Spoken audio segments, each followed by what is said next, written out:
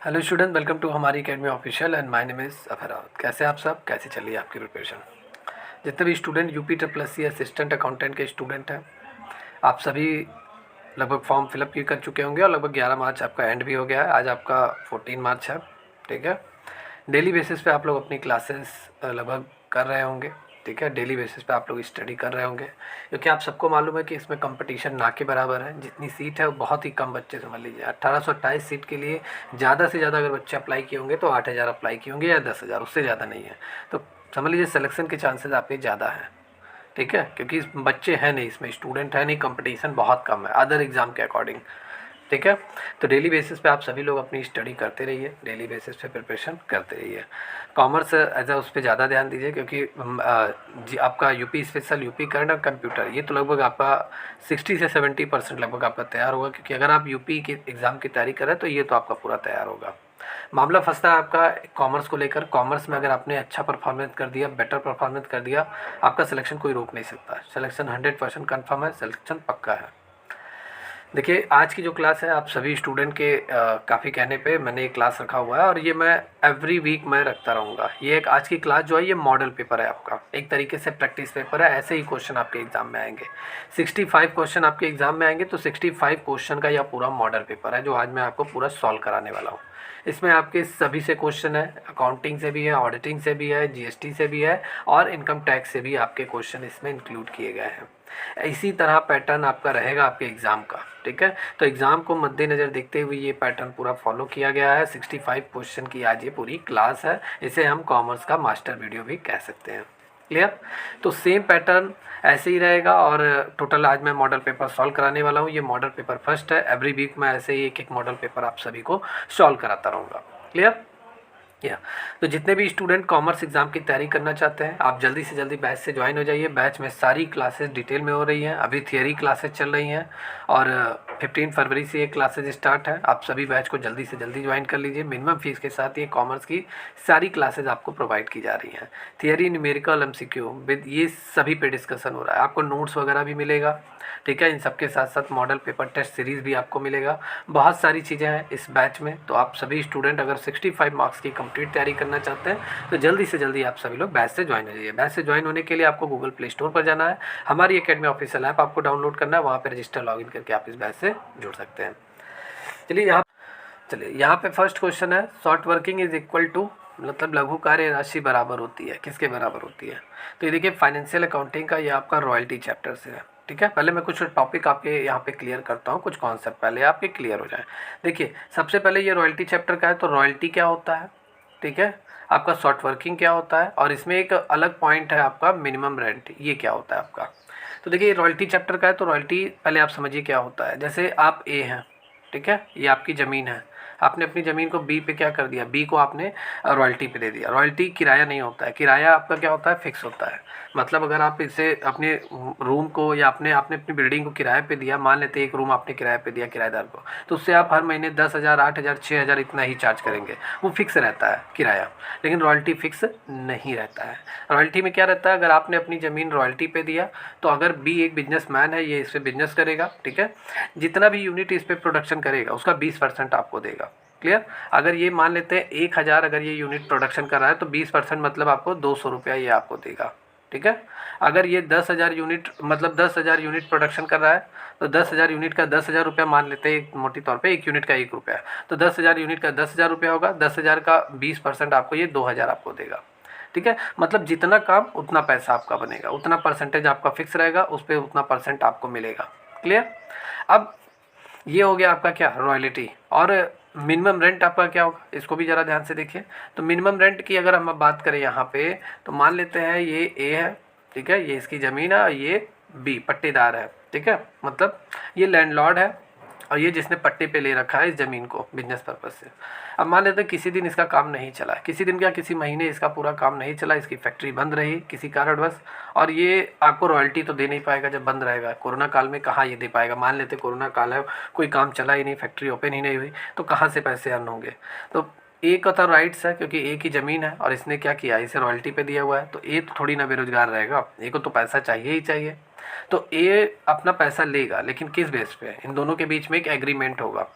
एक एग्रीमेंट होगा ज़मीन मतलब भूमि का जो मालिक है लैंडलॉर्ड मतलब ए, और जिसने पट्टे पे लिया हुआ है बी, इन दोनों के बीच में एग्रीमेंट होगा कि अगर जिस दिन मतलब जिस महीने में आपको रॉयल्टी नहीं दूंगा, मेरा काम नहीं चला, उस महीने आप मुझसे कम से कम इतना किराया आप हमसे ले लेना। ठीक है, जैसे अगर 4,000 का एग्रीमेंट हुआ, चाहे काम हो या ना हो, आपको मैं 4,000 दूंगा ही दूंगा।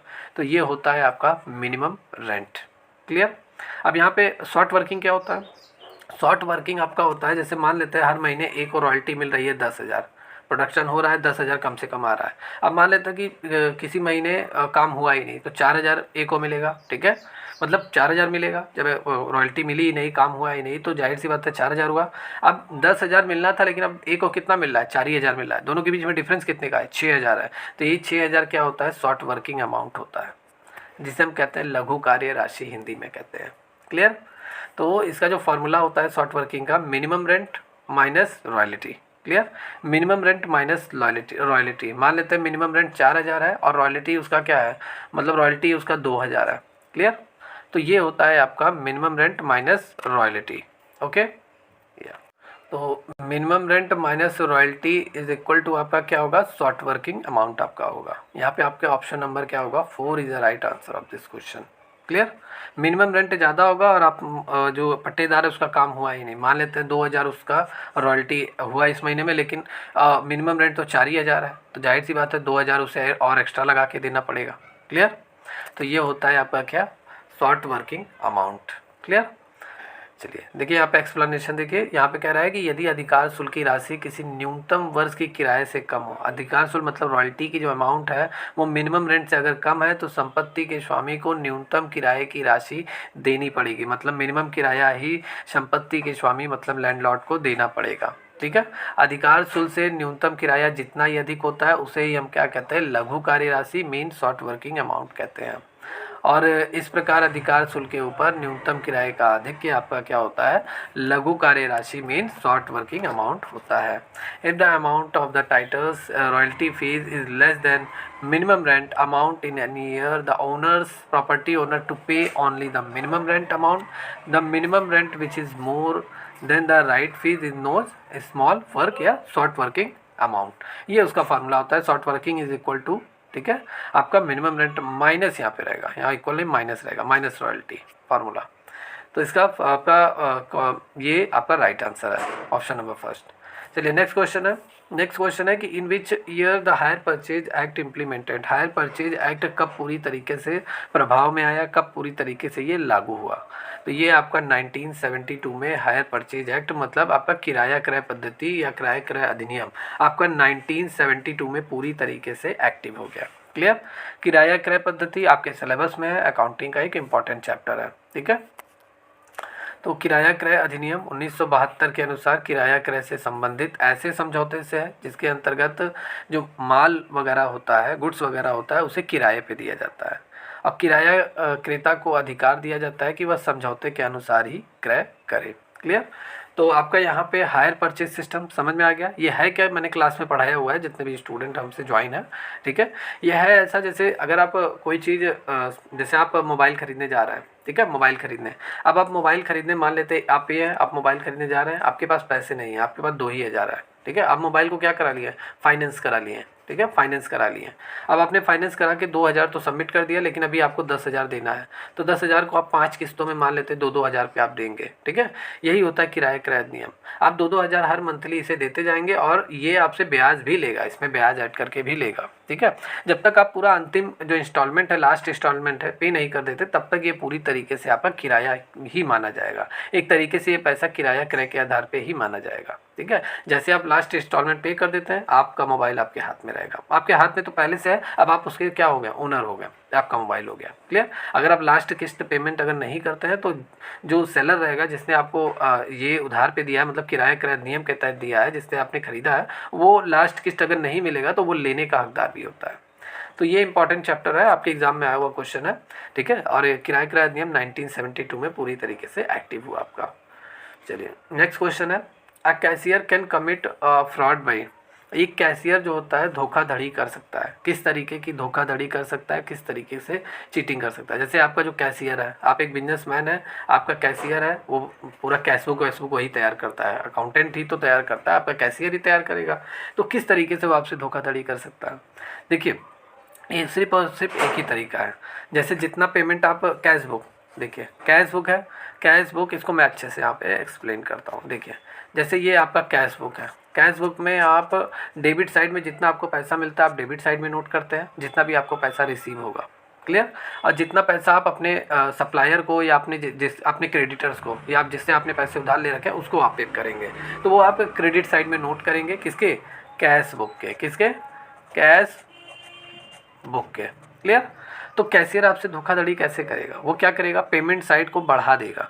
मतलब आपने ज़्यादा किसी को पेमेंट किया, अगर आपने 4,000 मान लेते हैं राम को पेमेंट किया है, तो वो दिखा देगा आपने 6,000 किया है, ठीक है। आप तो यही मानेंगे हाँ भाई 6,000 मैंने पे किया है, ठीक है। तो आपके जब ज़्यादा बढ़ाकर दिखाएगा तो कैश बुक से ये डेबिट साइड से पैसा कम होता जाएगा, अब कम होता जाएगा तो वो वहाँ पे चीटिंग इलीगल कर सकता है आपसे, ठीक है। चीटिंग वगैरह आपसे, फ्रॉड वगैरह आपसे कर सकता है। मतलब पेमेंट ज़्यादा दिखाएगा। अगर आपने किसी को मान लेते हैं 2,000 आपने पेमेंट किया है तो वो 4,000 दिखाएगा, यहाँ 2,000 वो रुपया वो फ्रॉड कर लेगा।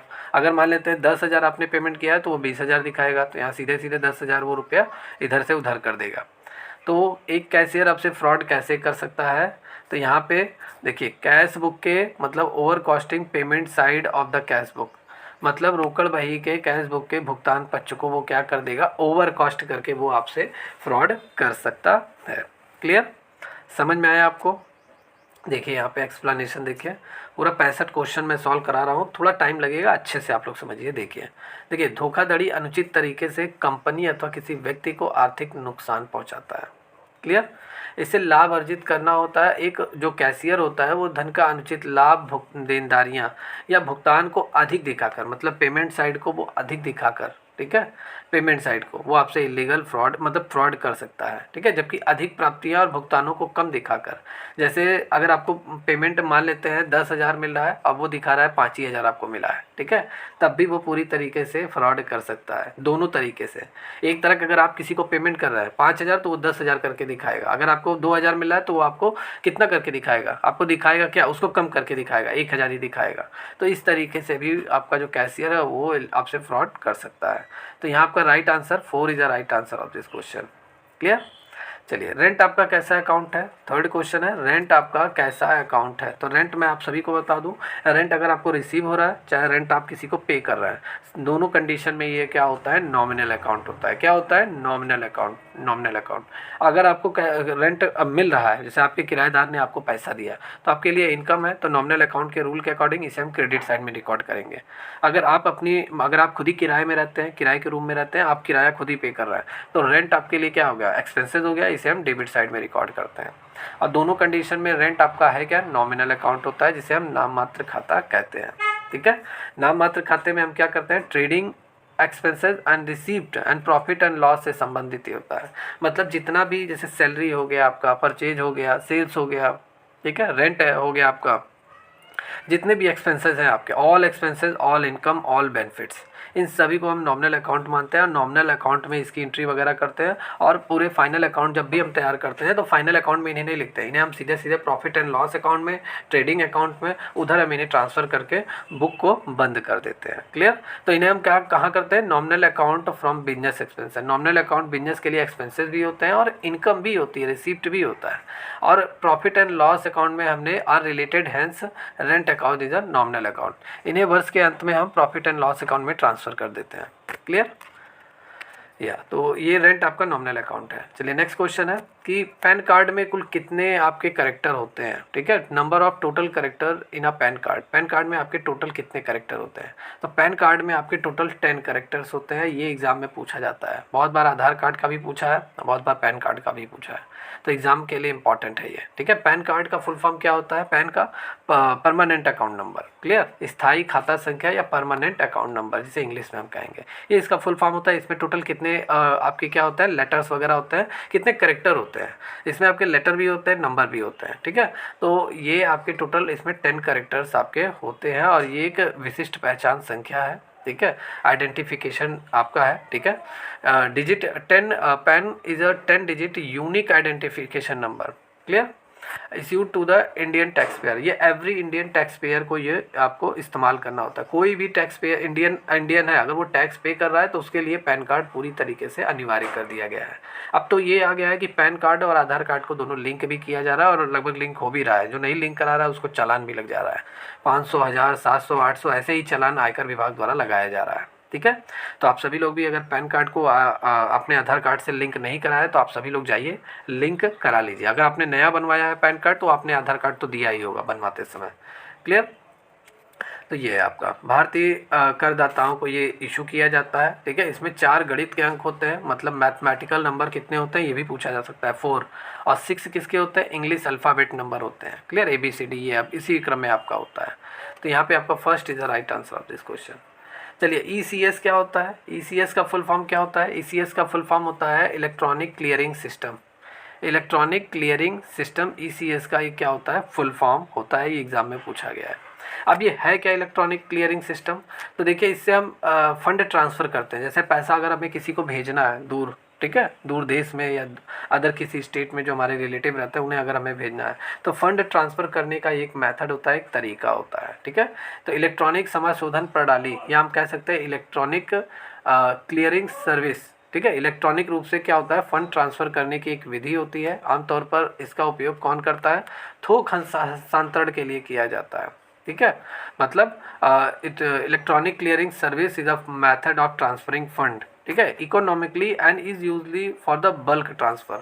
ज़्यादा पैसे अगर हमें किसी को भेजने हैं, ज़्यादा, छोटा नहीं, ज़्यादा से ज़्यादा पैसा, तो उसके लिए ये काफ़ी अच्छा होता है, सुटेबल होता है।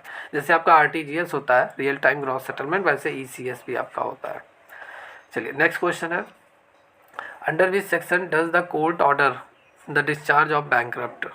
मतलब यहाँ से आपसे सेक्शन पूछा जा रहा है, किस सेक्शन मतलब किस धारा के अकॉर्डिंग न्यायालय जो है, कोर्ट जो है, दिवालिया व्यक्ति को, जो बैंकरप्ट पर्सन है, बैंकरप्ट पर्सन कौन होते हैं, जो किसी का पैसा बाकी है लेकिन वो पैसा पे नहीं कर पा रहा है, ठीक है। जैसे अगर आप भी दिवालिया हो सकते हैं, जैसे A अगर आप हैं, ठीक है, आपने बैंक से 10 लाख रुपए का आपने लोन ले लिया, ठीक है, आप बैंक से आपने लिया, इस 10 लाख का लोन आप पे नहीं कर पा रहा है तो आप अपने आप को बैंकरप्ट घोषित करवाएंगे कोर्ट की तरफ से, ठीक है। तो बैंक आपको बैंकरप्ट घोषित करेगा, ठीक है, और बैंकरप्ट अगर आपको कोर्ट घोषित भी करेगा तो आपकी जितनी प्रॉपर्टी रहेगी, कोर्ट का पूरा ऑर्डर लगेगा, कोर्ट आपकी प्रॉपर्टी को बेचकर बैंक को 10 लाख रुपए पे करेगी, ठीक है।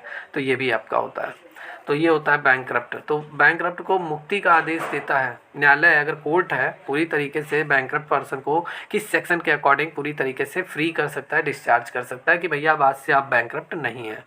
तो ये सेक्शन 41 सब सेक्शन 2 के तहत, मतलब धारा 41 उपधारा 2 के तहत ये पूरी तरीके से बैंकरप्ट के मामले में ये फैसला लिया जाता है, क्लियर। तो यहाँ third is the right answer of this question. देखिए यहाँ पे मुक्ति के लिए दिवालिया के प्रार्थना पत्र पर सुनवाई होती है, ठीक है। सुनवाई करते समय जो न्यायालय होता है वो सरकारी वकील जो होते हैं उनकी रिपोर्ट पर विचार करेगा और लेनदारों को सुनने के बाद, मतलब आपके जो क्रेडिटर्स है, अगर आप A हैं, ठीक है, आप बैंकरप्ट हो गए तो आपके जितने क्रेडिटर्स होंगे इनकी बात कोर्ट सुनेगा और जो लॉयर वगैरह रहेंगे उनकी बात सुनेगा। उस आधार पर सेक्शन 41 और 2 के अकॉर्डिंग आपको पूरी तरीके से बैंकरप्ट की कैटेगरी से बाहर कर देगा, दिवालिया घोषित से मुक्त कर देगा, ओके या। चलिए नेक्स्ट क्वेश्चन है, under income tax act income include followed types of receipt. मतलब यहाँ पे कह रहा है आयकर अधिनियम के अंतर्गत इनकम टैक्स एक्ट के अकॉर्डिंग आय में निम्नलिखित प्रक्रिया शामिल की जाती है। आपकी इनकम में कौन कौन से रिसिप्ट आपके शामिल किए जाते हैं आपकी इनकम में, क्लियर। स्टैच्यूरी रिपोर्ट या illegal receipt, statutory receipt, illegal receipt या नेचुरल और इलीगल रिसिप्ट या नन ऑफ दिस। तो देखिए आपकी इनकम में जितने भी रिसिप्ट आपको मिलते हैं वो या तो स्टैच्यूरी होंगे या तो लीगल होंगे, ठीक है। लीगल अवैधानिक दोनों को शामिल किया जाता है, इलीगल भी आपका शामिल किया जाता है और आपका स्टैच्यूरी भी शामिल किया जाता है, ठीक है। स्टैच्यूरी में आपका क्या क्या आएगा वैधानिक में, जैसे इनकम फ्रॉम सैलरी, अगर आप किसी ऑफिस में काम कर रहे हैं, किसी कंपनी में काम कर रहे हैं, आपकी सैलरी है तो आपकी सैलरी आपकी इनकम हो गई, ठीक है, तो उस पर आप गवर्नमेंट को टैक्स देंगे, वो शामिल होगा। अगर आप बिजनेस कर रहे हैं, अच्छा पैसा कमा रहा है, 3 लाख के दायरे से अगर आप मतलब ऊपर है तो टैक्स तो देना ही पड़ेगा क्योंकि 3 लाख तक नील है, तो वो आपकी जोड़ी जाएगी, क्लियर। और भी बहुत सारे हैं, जैसे अगर आपको कोई बर्थडे गिफ्ट दे रहा है, आपको मैरिज एनिवर्सरी में कोई कैश दे रहा है, तो वो भी आपकी इनकम में जोड़ा जाएगा। ठीक है। अगर आप इलीगल में जैसे जुआ वगैरह से अगर आपने पैसे जीते हैं, जुआ वगैरह से, कार्ड्स वगैरह अगर आप खेलते हैं, ऑनलाइन अगर आप कोई लॉटरी वगैरह खेलते हैं, तो वो भी इलीगल माना जाता है, जो कानून के दायरे से बाहर है। ठीक है। तो उन सभी पे आपको क्या टैक्स देना पड़ेगा। तो ये सभी रिसीव आपकी इनकम में शामिल किए जाते हैं। ओके या तो आयकर अधिनियम 1961 ये कहता है कि आपकी इनकम में वैधानिक और अवैधानिक दोनों प्रकार की प्राप्तियों को शामिल किया जाता है। क्लियर। मतलब income tax act 1961 section 2 sub section 24 में ये पूरी तरीके से एक्सप्लेन किया गया है कि जितनी भी आपकी वैधानिक आय रहेगी, ठीक है, जैसे लॉटरी, जुआ, पहेली, पजल, घुड़दौड़ और जितनी भी इलीगल आपके रहेंगे, वो सभी आपकी आय में शामिल किए जाएंगे। ओके या चलिए नेक्स्ट क्वेश्चन। देखिए जितने भी क्वेश्चन मैं करा रहा हूँ ये सभी आपके एग्जाम में प्रीवियस ईयर में आए हुए क्वेश्चन है, और ये एक मॉडल पेपर है, ऐसे ही क्वेश्चन आपके एग्जाम में आएंगे, और मे भी यही क्वेश्चन भी आ सकते हैं, क्योंकि काफ़ी मैंने एनालिसिस किया हुआ है। ये सभी क्वेश्चन आपके एग्जाम में आए हुए हैं। जितने भी स्टूडेंट इस क्लास को देख रहे हैं, अगर आप तैयारी करना चाहते हैं, हैंडसम तैयारी करना चाहते हैं, तो आप जल्दी से जल्दी बैच से ज्वाइन हो जाइए। ओके चलिए नेक्स्ट क्वेश्चन है, एक अंकेक्षण कार्यक्रम किसके लिए बनाया जाता है। मतलब जो ऑडिटर होता है, देखिए अगर आप एक कंपनी चला रहे हैं तो सबसे पहले आप क्या रखेंगे, एक अकाउंटेंट रखेंगे जो आपके कंपनी के सभी अकाउंट्स को प्रिपेयर करेगा। ठीक है। मतलब फाइनेंस से रिलेटेड वर्क कौन करेगा, अकाउंटेंट करेगा। अब इसने जितने भी अकाउंट बनाए हैं उन सबको वेरीफाई करने का काम कौन करेगा, आपका ऑडिटर करेगा। ठीक है। और आप ऑडिटर भी अपॉइंट करेंगे अपनी कंपनी में। क्लियर। तो ऑडिटर ऑडिट करने से पहले क्या करेगा, वो बहुत सारी चीज़ों के लिए पहले प्लान करेगा, किस तरीके से अकाउंट्स को चेक करना है, वाउचर कैसे चेक करना है, कब तक पूरी तरीके से सभी अकाउंट्स को चेक करके कब तक अपनी पूरी फाइनेंशियल रिपोर्ट देनी है, फाइनेंशियल नहीं ऑडिट रिपोर्ट कब तक देनी है हमें। ठीक है। ऑडिट रिपोर्ट किसको देना है, ये पूरी तरीके से कौन करता है, ऑडिटर करता है। और ऑडिटर जो भी डिसीजन लेता है ऑडिट करते समय, उसके लिए एक शेड्यूल तैयार करता है, जिसे हम क्या कहते हैं, ऑडिट प्रोग्राम कहते हैं। ऑडिट प्रोग्राम कहते हैं। समझ में आया। तो ऑडिट प्रोग्राम यहाँ पे कह रहा है अंकेक्षण कार्यक्रम किसके लिए बनाया गया प्रोग्राम है, किसके लिए, तो ऑडिट के वर्क के लिए। मतलब ऑडिटर अगर आएगा तो अगर आपकी कंपनी में ऑडिट करेगा, आपकी सभी फाइल्स को, सभी अकाउंट्स को अगर वो चेक करेगा, तो जाहिर सी बात है कि वो ऑडिट का ही वर्क करने के लिए ही तो वो ऑडिट प्रोग्राम को बनाएगा। ठीक है। तो यहाँ आपका 4 ऑप्शन यहाँ पे आपका सही है। ठीक है। 4 ऑप्शन यहाँ आपका सही है। देखिए नैतिक जांच के लिए ये ऑडिट का ये एक टाइप्स है, एक प्रकार है। ठीक है। ऑडिट आपके कितने प्रकार के होते हैं, तो कंटिन्यूअस ऑडिट आपका होगा। ठीक है। तो उसी का ये क्या है, प्रकार है। क्लियर। आने जाने के लिए ये तो होगा ही नहीं, कंपनी की शाखाओं के निरीक्षण के लिए भी नहीं होगा, आपका ये होगा राइट आंसर। देखिए यहाँ पे अंकेक्षण कार्यक्रम जो होता है, अंकेक्षण के चरणबद्ध कार्य के लिए बनाया जाता है। ठीक है। दिशा निर्देश ऑडिटर काम करता है दिशा निर्देश के अकॉर्डिंग। ठीक है। जिसे उससे पहले से ही पूरी जानकारी रखनी पड़ती है कि कब किस काम को कब करना है। वो ऑडिट प्रोग्राम में पूरी तरीके से डिफाइन कर देता है कि किस दिन किस काम को हमें करना है। ठीक है। तो ये पूरी तरीके से ऑडिट प्रोग्राम में वो मेंशन करता है। तो यहाँ 4th ऑप्शन आपका सही है। नेक्स्ट क्वेश्चन है कि बैड डेप्ट are recovered from a client. मतलब बैड डेप्ट आपका क्या होता है, बैड डेप्ट जैसे अगर आपने कस्टमर को आपने सामान बेचा, माल बेच दिया, उधार पे आपने बेचा, अब वो 5 मान लेते हैं 10,000 का सामान आपने बेचा, और वो कहने लगा कि 1 महीने बाद मैं बेच कर आपको पैसा दे दूंगा। वो 10,000 रुपये का सामान लेकर गया, लेकिन वो बेच कर आपको एक भी पैसा नहीं दिया। ठीक है। तो ये आप और दे भी नहीं रहा है, आप बार बार मांग रहे हैं तब भी नहीं दे रहा है, तो आपको पूरी आशा हो गई कि एक्सपेक्टेशन हो गया ये पैसा हमें नहीं देने वाला। तो आप क्या समझेंगे, आप सोचेंगे ये मेरा पैसा डूब गया। ठीक है। इसे हम क्या समझेंगे, बैड डेप्ट मानेंगे। बैड डेप्ट या डूबत ऋण जिसे हिंदी में कहते हैं, आप समझेंगे ये पैसा मेरा डूब गया। तो ये बिजनेस के लिए क्या होता है, लॉस होता है। बिजनेस के लिए क्या होता है, लॉस होता है। भाई जाहिर सी बात है, आपका पैसा अगर नहीं मिल रहा है, आपका कस्टमर लेकर गया सामान नहीं दिया, तो क्रेडिट पे आपने सेल किया, वो नहीं दे रहा है पैसा, तो आप उसे बैड डेप्ट ही मानेंगे। क्लियर। तो यहाँ पे कह रहा है कि जो बैड डेप्ट है वो अगर वसूला गया, मान लेते हैं किसी कारण, देखिए डेप्ट आपके कितने प्रकार के होते हैं ये मैं क्लियर कर दूँ। एक आपका होता है बैड डेप्ट, जो अभी मैंने आपको बताया, बैड डेप्ट जो पैसा मिलने की आशंका ही नहीं है। एक होता है डाउटफुल डेप्ट। डाउटफुल डेप्ट आपके क्या होंगे, मतलब संदिग्ध में आप हैं, मतलब आपको एक्सपेक्टेशन है कि लग रहा है यार उसका बिजनेस अगर चल गया 2 महीने बाद अभी तो नहीं दे रहा है, आप बैड डेप्ट ही मान के चलें, लेकिन अचानक अगर उसका बिजनेस चल गया तो मुझे पैसा ला के दे सकता है। या ऐसा भी है आपने बैड डेप्ट मान लिया है, लेकिन अचानक ये आपका डेटर्स है, आपका कस्टमर है, पैसा लेकर गया, 1 साल बाद नहीं आपको पैसा दिया, आपने बैड डेप्ट मान लिया। लेकिन अचानक वो आया और आपको 10,000 का सामान आपने बेचा था उसे उधार पे, वो आकर आपको 5,000 देकर चला गया, ठीक है। तो आपको एक्सपेक्टेशन हो गई कि हाँ यार लग रहा है अब बाकी पैसा भी मुझे दे देगा, तो ये डाउटफुल डेप्ट है, ठीक है।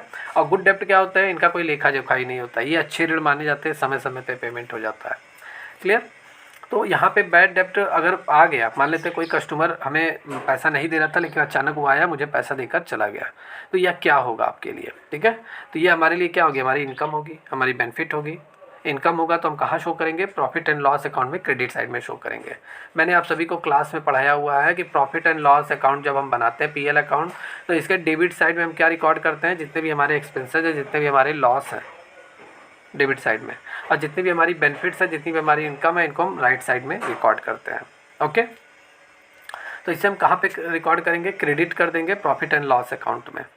तो यहाँ C is the right answer of this question. Okay, मतलब अशुद्ध ऋण जो होता है उन ऋणों या बकाया राशियों को हम कहते हैं जो वसूली योग्य नहीं है, मतलब जिनको हम अपना वसूल नहीं सकते अपने कस्टमर से। क्लियर। इसलिए उन्हें हम क्या करते हैं, बट्टे खाते में डाल दिया जाना चाहिए। एक ग्राहक से अशुद्ध ऋण पर वसूले गए, मतलब एक कस्टमर था, मतलब व्हेन बैड डेप्ट आर रिकवर्ड, जब बैड डेप्ट आपका रिकवर्ड हो जाता है किसी कस्टमर से, फ्रॉम अ कस्टमर से, they will be credited to profit and loss account, जिसे हम पीएल अकाउंट में ट्रांसफ़र कर देते हैं, क्रेडिट कर देते हैं।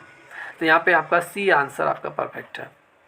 चलिए नेक्स्ट क्वेश्चन है, which of the following item is distributed on the basis of sales of different department. मतलब बहुत सारे विभाग हैं, मतलब विभिन्न विभागों की बिक्री के आधार पर, बहुत सारे विभागों की बिक्री के आधार पर कौन से मदों को बांटा जा सकता है, ठीक है। ये डिपार्टमेंट चैप्टर से आपके सिलेबस में है। जैसे मान लेते हैं ये हेड ऑफिस है और इसके डिपार्टमेंट, इसका देखिए डिपार्टमेंट और ब्रांच में बहुत डिफरेंस है, ठीक है। ब्रांच क्या होता है, जैसे अगर मुंबई में एसबीआई की शाखा है तो इसका मुंबई में अगर हेड ऑफिस है तो इसके जो ब्रांच है वो आपका यूपी में भी है, हरियाणा में भी है, कोलकाता में भी है, ठीक है, दिल्ली में भी है, हर जगह इसके, तो ये ब्रांच होता है। और डिपार्टमेंट क्या होता है, डिपार्टमेंट भी आप ज़रा ध्यान से देखिए। जैसे मैं मान लेता हूँ सैमसंग ऐसा एक कंपनी है, ठीक है, सैमसंग। अब सैमसंग कंपनी आपका फ़ोन भी बनाती है, सैमसंग कंपनी आपका एसी भी बनाती है, सैमसंग कंपनी आपका रेफ्रिजरेटर भी आपका बनाती है, Samsung company phone, AC, refrigerator, Samsung company और भी बहुत सारी चीज़ें इलेक्ट्रॉनिक सामान आपका बनाती है। तो इसका जो ब्रांच रहता है वो एक ही शहर में एक ही छत के नीचे रहता है। क्लियर। जैसे ये पूरा सैमसंग का ऑफिस है, अब इसके मान लेते हैं फर्स्ट फ्लोर पे मोबाइल वाला ऑफिस है, सेकंड फ्लोर पे एसी वाला ऑफिस है, थर्ड फ्लोर पे आपका रेफ्रिजरेटर का ऑफिस है, ठीक है। तो ऐसे ही आपके ये एक ही जगह होते हैं जितने भी डिपार्टमेंट होते हैं। जैसे आपने तहसील वगैरह देखा होगा, तहसील में आप चले जाइए तो आपको सब एक ही जगह मिल जाएगा। सैलरी डिपार्टमेंट भी एक जगह मिल जाएगा, ठीक है, आपका पेंशन डिपार्टमेंट भी एक जगह मिल जाएगा, ठीक है। इन सब के साथ साथ ओबीसी वालों के लिए भी एक अलग डिपार्टमेंट होता है, अदर बैकवर्ड कैटेगरी वालों के लिए, एससी एसटी के लिए अलग अलग आपको मिल सकता है, ठीक है। तो इन सभी के विभाग आपको एक ही जगह आपको मिलेंगे, ठीक है। तो ये तहसील इसका बेटर एग्जांपल है डिपार्टमेंट का। तो डिपार्टमेंट में जितने भी खर्चे होते हैं उनको हम बांट सकते हैं, किन किन खर्चों को बांट सकते हैं, अलग अलग डिपार्टमेंट के आधार पर, ठीक है। तो यहाँ पे आपका क्या क्या होगा, श्रम कल्याण व्यय, बैड डेप्ट मतलब डूबत ऋण, बिल्डिंग रेंट या इनकम टैक्स। तो सबसे पहले हम क्या क्या बांट सकते हैं, अलग अलग, मतलब कौन कौन सा मत बांटा जा सकता है। तो डूबत ऋण आपका यहाँ पे परफेक्ट होगा। जैसे एक विभाग का 10,000 रुपये डूब गया, दूसरे विभाग का 3,000 डूब गया, तो अलग अलग अमाउंट है, तो इसे हम पूरी तरीके से डिस्ट्रीब्यूट कर सकते हैं। क्लियर, कर सकते हैं डिस्ट्रीब्यूट अलग अलग विभाग में। और बाकी भवन का किराया, भाई सब अपना अपना अलग अलग किराया देंगे, ये भी हो सकता है, ठीक है। इनकम टैक्स, सभी अपनी इनकम पे टैक्स देंगे। क्लियर। श्रम कल्याण में जिनका जितना एक्सपेंसेस होगा उसको भी हम कर सकते हैं, लेकिन यहाँ पे बैड डेप्ट हम पूरी तरीके से इसको विभाजित कर सकते हैं। जैसे अगर एक एग्जांपल ले लें, एग्जांपल जैसे सैमसंग का पूरी तरीके से 10,000, ठीक है, 10 लाख रुपया डूब गया, तो 10 लाख रुपया अगर डूब गया तो हम अलग अलग डिपार्टमेंट से इस पैसे को चार्ज कर सकते हैं। तो यहाँ पे आपका B is the right answer of this question. देखिए यहाँ पे बिक्री के आधार पर हम बहुत सारे एक्सपेंसेस को बांट सकते हैं। तो यहाँ पे एडवर्टाइजमेंट हो गया, मतलब अगर एडवर्टाइजमेंट अगर आपका टोटल खर्चा 10,000 का आ रहा है, भाई अगर सैमसंग वाले एडवर्टाइजमेंट कराएंगे तो एक ही पन्ने पे मोबाइल, एसी, कूलर, फ्रिज सभी का एडवर्टाइजमेंट वो कराएंगे, तो एडवर्टाइजमेंट का जो खर्चा होगा सभी विभाग से चार्ज किया जाएगा। क्लियर। बैड डेब्ट अभी मैंने आपको बताया। एजेंटों का कमीशन, सामान को बेचवाने में एजेंट का सहारा लिया जाएगा, तो एजेंटों का जो कमीशन रहेगा सभी डिपार्टमेंट थोड़ा थोड़ा पैसा देंगे। क्लियर। बेचे गए माल पर गाड़ी भाड़ा, इसका भी सभी डिपार्टमेंट अलग अलग पूरी तरीके से देंगे पैसा। तो इन सभी आइटम्स को, इन सभी खर्चों को डिवाइड किया जा सकता है। चलिए नेक्स्ट क्वेश्चन है कि जो बॉन्ड होता है, डिबेंचर होता है, term loan are fall under, मतलब बॉन्ड, डिबेंचर और आवधिक ऋण किसके अंतर्गत आते हैं? तो बॉन्ड, डिबेंचर, आवधिक ऋण आपकी क्या होती हैं? ये आपकी लायबिलिटीज़ होती है। क्या होती है? लायबिलिटीज़ होती है। देखिए, एक होता है आपका करंट लायबिलिटी, एक होता है आपका फिक्स लायबिलिटी। ठीक है, फिक्स लायबिलिटी बोलिए या नॉन करंट लायबिलिटी बोलिए, दोनों एक ही है। जैसे बॉन्ड, अगर आपने किसी कंपनी का बॉन्ड लिया हुआ है, ठीक है, बॉन्ड लिया हुआ है, आपने लोन वगैरह लिया या आपने किसी कंपनी का बॉन्ड ले लिया, ठीक है, तो सिंपल सी बात है, मान लेते हैं किसी कंपनी का आपने बॉन्ड लिया या किसी भी कंपनी से आपने लोन लिया, ठीक है। अगर आप लोन मान लेते हैं कि 10, ये देखिए जितने भी लोन वगैरह आप लेते हैं इसको एग्जैक्ट भी पे कर सकते हैं, जैसे करंट लायबिलिटी भी होती है, नॉन करंट भी होती है। लेकिन नॉर्मली जो बैंक से लोन वगैरह लिया जाता है वो आपका फिक्स लायबिलिटी आपकी होती है। 10 लाख का आपने लोन ले लिया, अब 10 लाख रुपए आप एक ही साल में थोड़ी ना पे करेंगे, जितना प्रॉफिट होगा उसमें से कुछ पैसा निकाल के हर साल 1-1 लाख रुपए आप पे करेंगे विद इन इंटरेस्ट के साथ। तो एक तरीके से ये नॉन करंट लायबिलिटी आपकी मानी जाती हैं। ओके, तो यहाँ सी आंसर आपका एकदम परफेक्ट है, नॉन करंट लायबिलिटीज़। अब ये होता क्या है इसको ज़रा देखिए। तो जो हमारी करंट लायबिलिटी होती है are those which are due within 1 year, मतलब कुछ लायबिलिटी हमारी ऐसी होती है जिन्हें हमें 1 साल के अंदर पूरी तरीके से पे करना होता है, 1 साल के अंतर्गत। ठीक है, तो ये हमारी करंट लायबिलिटी होती है। जैसे आपका क्या हो गया, जैसे मैं कह दूं कि नगर पालिका टैक्स हो गया आपका, ठीक है, म्यूनिसिपल टैक्स हो गया। अगर गवर्नमेंट की तरफ से अगर टैक्स वगैरह आता है म्यूनिसिपल टैक्स, तो 1 साल का ही आपका रहता है, उसे आपको पे करना पड़ेगा। नहीं पे करेंगे उस पर ब्याज लगेगा, आगे चल के कार्रवाई भी कर सकता है। तो ये आपकी करंट लायबिलिटी होती है, आपको पे करना ही करना है। क्लियर। या अगर आपने किसी फ्रेंड से आपने लोन ले लिया, मान लेते 1 लाख रुपए आपकी ज़रूरत थी, आपने कहा 1 महीने के अंदर दे देंगे, तो जाहिर 1 महीने, 2 महीने, 3 महीने, 6 महीने के अंतर्गत, मतलब सीधा सीधा साल भर के अंतर्गत दे देंगे। तो ये आपकी करंट लायबिलिटीज़ आपकी होती हैं। क्लियर। वेयर एज परमानेंट और नॉन करंट लायबिलिटी आपकी क्या होती है? फिक्स लायबिलिटी या नॉन करंट लायबिलिटी, जो हमें पे करना होता है 2, 3, 4 मोर, मतलब 2 साल, 3 साल, 4 साल बाद हमें पे करना पड़ता है। जिसमें आपके एग्जांपल होंगे बॉन्ड, डिबेंचर, लोन्स, ये सभी सोर्स होंगे लॉन्ग टर्म या नॉन करंट लायबिलिटी के, ये सभी एग्जांपल हैं। क्लियर, किसी भी संस्था के लिए। और which has paid over a long period, इसको हम लंबे समय तक इसका हम भुगतान करते हैं। क्लियर। जैसे आपने 10 लाख का लोन बैंक से लिया, तो बैंक को हर साल लोन की अमाउंट भी देंगे, किस्त भी देंगे और प्लस कुछ ब्याज भी देंगे, तो ये आपका लॉन्ग टर्म लायबिलिटी होगा। तो यहाँ पे आपका सी आंसर राइट है। चलिए नेक्स्ट क्वेश्चन है, ही balance on the debit side of the bank column of the cash book indicate, मतलब रोकड़ बही के बैंक कॉलम के डेबिट पक्ष का जो शेष होता है, डेबिट बैलेंस जो शो करेगा वो क्या शो करता है? वो क्या शो करता है? तो आपको मालूम है, आपको मैंने अभी बताया है, ठीक है, ध्यान से देखिए, बहुत अच्छा क्वेश्चन है। जैसे ये आपका क्या है, ये आपका कैश बुक है, मैं मान लेता हूँ ये आपका क्या है, कैश बुक है। अब आपको मालूम है कि अगर आपके पास पैसा है, आपकी तिजोरी में, आपके गले में पैसा है, तो उसे आप किधर नोट करेंगे? डेबिट साइड में नोट करेंगे। जो आपको पैसा देगा डेबिट साइड में नोट करेंगे। अगर आप अपने गले से निकाल कर, कैश बुक मतलब आप अपना गल्ला ही मानिए, अपनी तिजोरी मानिए। अगर आप अपने पास से पैसा किसी को पे कर रहे हैं, किसी को चुका रहे हैं, तो आप उसे क्रेडिट साइड में नोट करेंगे। और अगर आपके पास तिजोरी में पैसा है, आपके पास पैसा है, तो उसे आप डेबिट साइड में नोट करेंगे। क्लियर। अब यहाँ पे वही कह रहा है कि कैश बुक के डेबिट साइड का बैंक कॉलम यही डेबिट साइड, ये क्या शो करता है? तो ये शो करता है आपके पास पैसा है, ठीक है, आपके पास पैसा है, कैश एट बैंक, इतना पैसा आपके बैंक में है, ठीक है। आपने भले से ही आपने बैंक में सभी पैसे को आपने जमा किया है, लेकिन आप कैश बुक में नोट करेंगे ना, जब आप बैंक में पैसा जमा करेंगे तो आप नोट करेंगे अपने तरफ से, ठीक है। तो जितना भी आपके पास पैसा रहेगा उसे आप किधर शो करेंगे? कैश बुक में, डेबिट साइड में शो करेंगे। क्लियर। और बैंक का भी क्या होता है, बैंक का मैं भी आपको बता दूं, जब आप बैंक में पैसा जमा करते हैं तो आपके मोबाइल पे मैसेज क्या आता है? क्रेडिट का मैसेज आता है कि आपका पैसा क्रेडिट हो गया। वो एंट्री किसने की? वो एंट्री किया किसने? बैंक वाले ने किया। बैंक को आप अगर पैसा देंगे, जमा करेंगे, तो बैंक वाला एंट्री करेगा, आपको क्रेडिट करेगा, क्योंकि bank is a personal account, और देने वाले को हम क्या करते हैं? क्रेडिट करते हैं, ठीक है। तो वो क्रेडिट करेगा आपके अकाउंट में। और जब आप बैंक से पैसा निकालेंगे तो वो आपको डेबिट करेगा। वो आपको क्या करेगा? डेबिट करेगा, ठीक है। जैसे बैंक है, तो आपने अगर पैसा दिया बैंक को, तो बैंक अपने आप को क्या करेगा? डेबिट करेगा। और अगर आपने पैसा दिया है तो क्रेडिट करेगा। और मोबाइल पे हमारे क्रेडिट का ही मैसेज आता है, ठीक है, टू क्रेडिट। और अगर आप बैंक से पैसा, आप मान लेते हैं आप निकाल रहे हैं, आपको ज़रूरत है, तो आप अपना ड्राइंग अकाउंट मतलब ये अपना अपने कंपनी का नाम भी दे सकते हैं, और दे कौन रहा है आपको, बैंक देगा, तो बैंक यहाँ पे क्रेडिट होगा। तो निकालने पे आपका जब से ही पैसा आप निकालते हैं एटीएम से या बैंक से, तो आपके मोबाइल पे डेबिट का मैसेज आता है, क्योंकि वो एंट्री बैंक की रहती है। क्लियर, कॉन्सेप्ट क्लियर है या? तो यहाँ पे आपका राइट आंसर क्या होगा, ऑप्शन नंबर सेकंड, मतलब आपके पास पैसा है अगर कैश बुक का बैंक बैलेंस आपका पॉजिटिव शो करेगा। क्लियर, मतलब कैश बुक में कैश बैंक का कॉलम जो होता है वो अगर डेबिट पक्ष में बैंक से संबंधित लेन देन को रिकॉर्ड करता है, जिसमें जमा, निकासी और बैंक से संबंधित सभी गतिविधियां शामिल रहती हैं। डेबिट पक्ष में हम उस बैलेंस को दिखाते हैं जो उस धनराशि का प्रतिनिधित्व करता है कि जो व्यवसाय के बैंक खाते पे समय पर रहता है। क्लियर, यह अनिवार्य रूप से व्यवसाय के उपयोग से बैंक खाते में आपकी उपलब्ध धनराशि को शो करता है।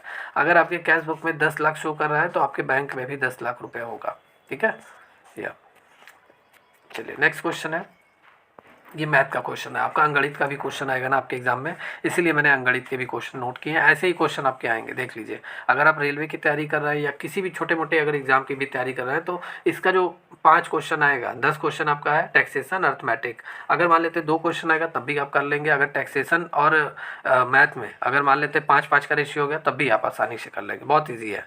तो देखिए ऐसे ही क्वेश्चन आपके एग्जाम में आएंगे अर्थमेटिक के। इसको मैं सॉल्यूशन में करवा देता हूँ। देखिए कह रहा है कि अगर किसी संख्या का 2 गुना करके उसमें 20 जोड़ दिया जाए तो वही उत्तर मिलेगा, वही संख्या मिलेगा। अगर उसमें 8 मतलब संख्या को 8 से गुणा करके 4 घटाने पे हमें वही संख्या मिलेगी, कौन सी संख्या मिलेगी ये पूछा जा रहा है।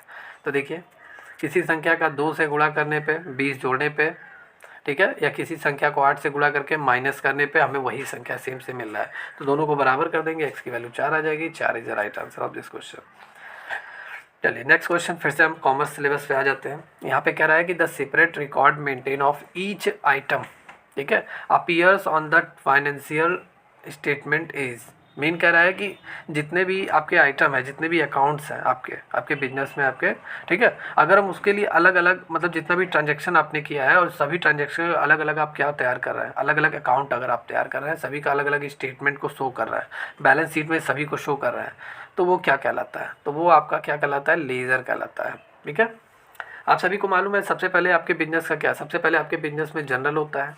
ठीक है, सबसे पहले आप ट्रांजैक्शन को रिकॉर्ड करते हैं, कौन हमें सामान बेच रहा है, किसको हम सामान बेच रहे हैं, किसने हमें गुड्स रिटर्न किया है, किसको हम गुड्स रिटर्न कर रहे हैं, ये सबसे पहले आप रिकॉर्ड करते हैं।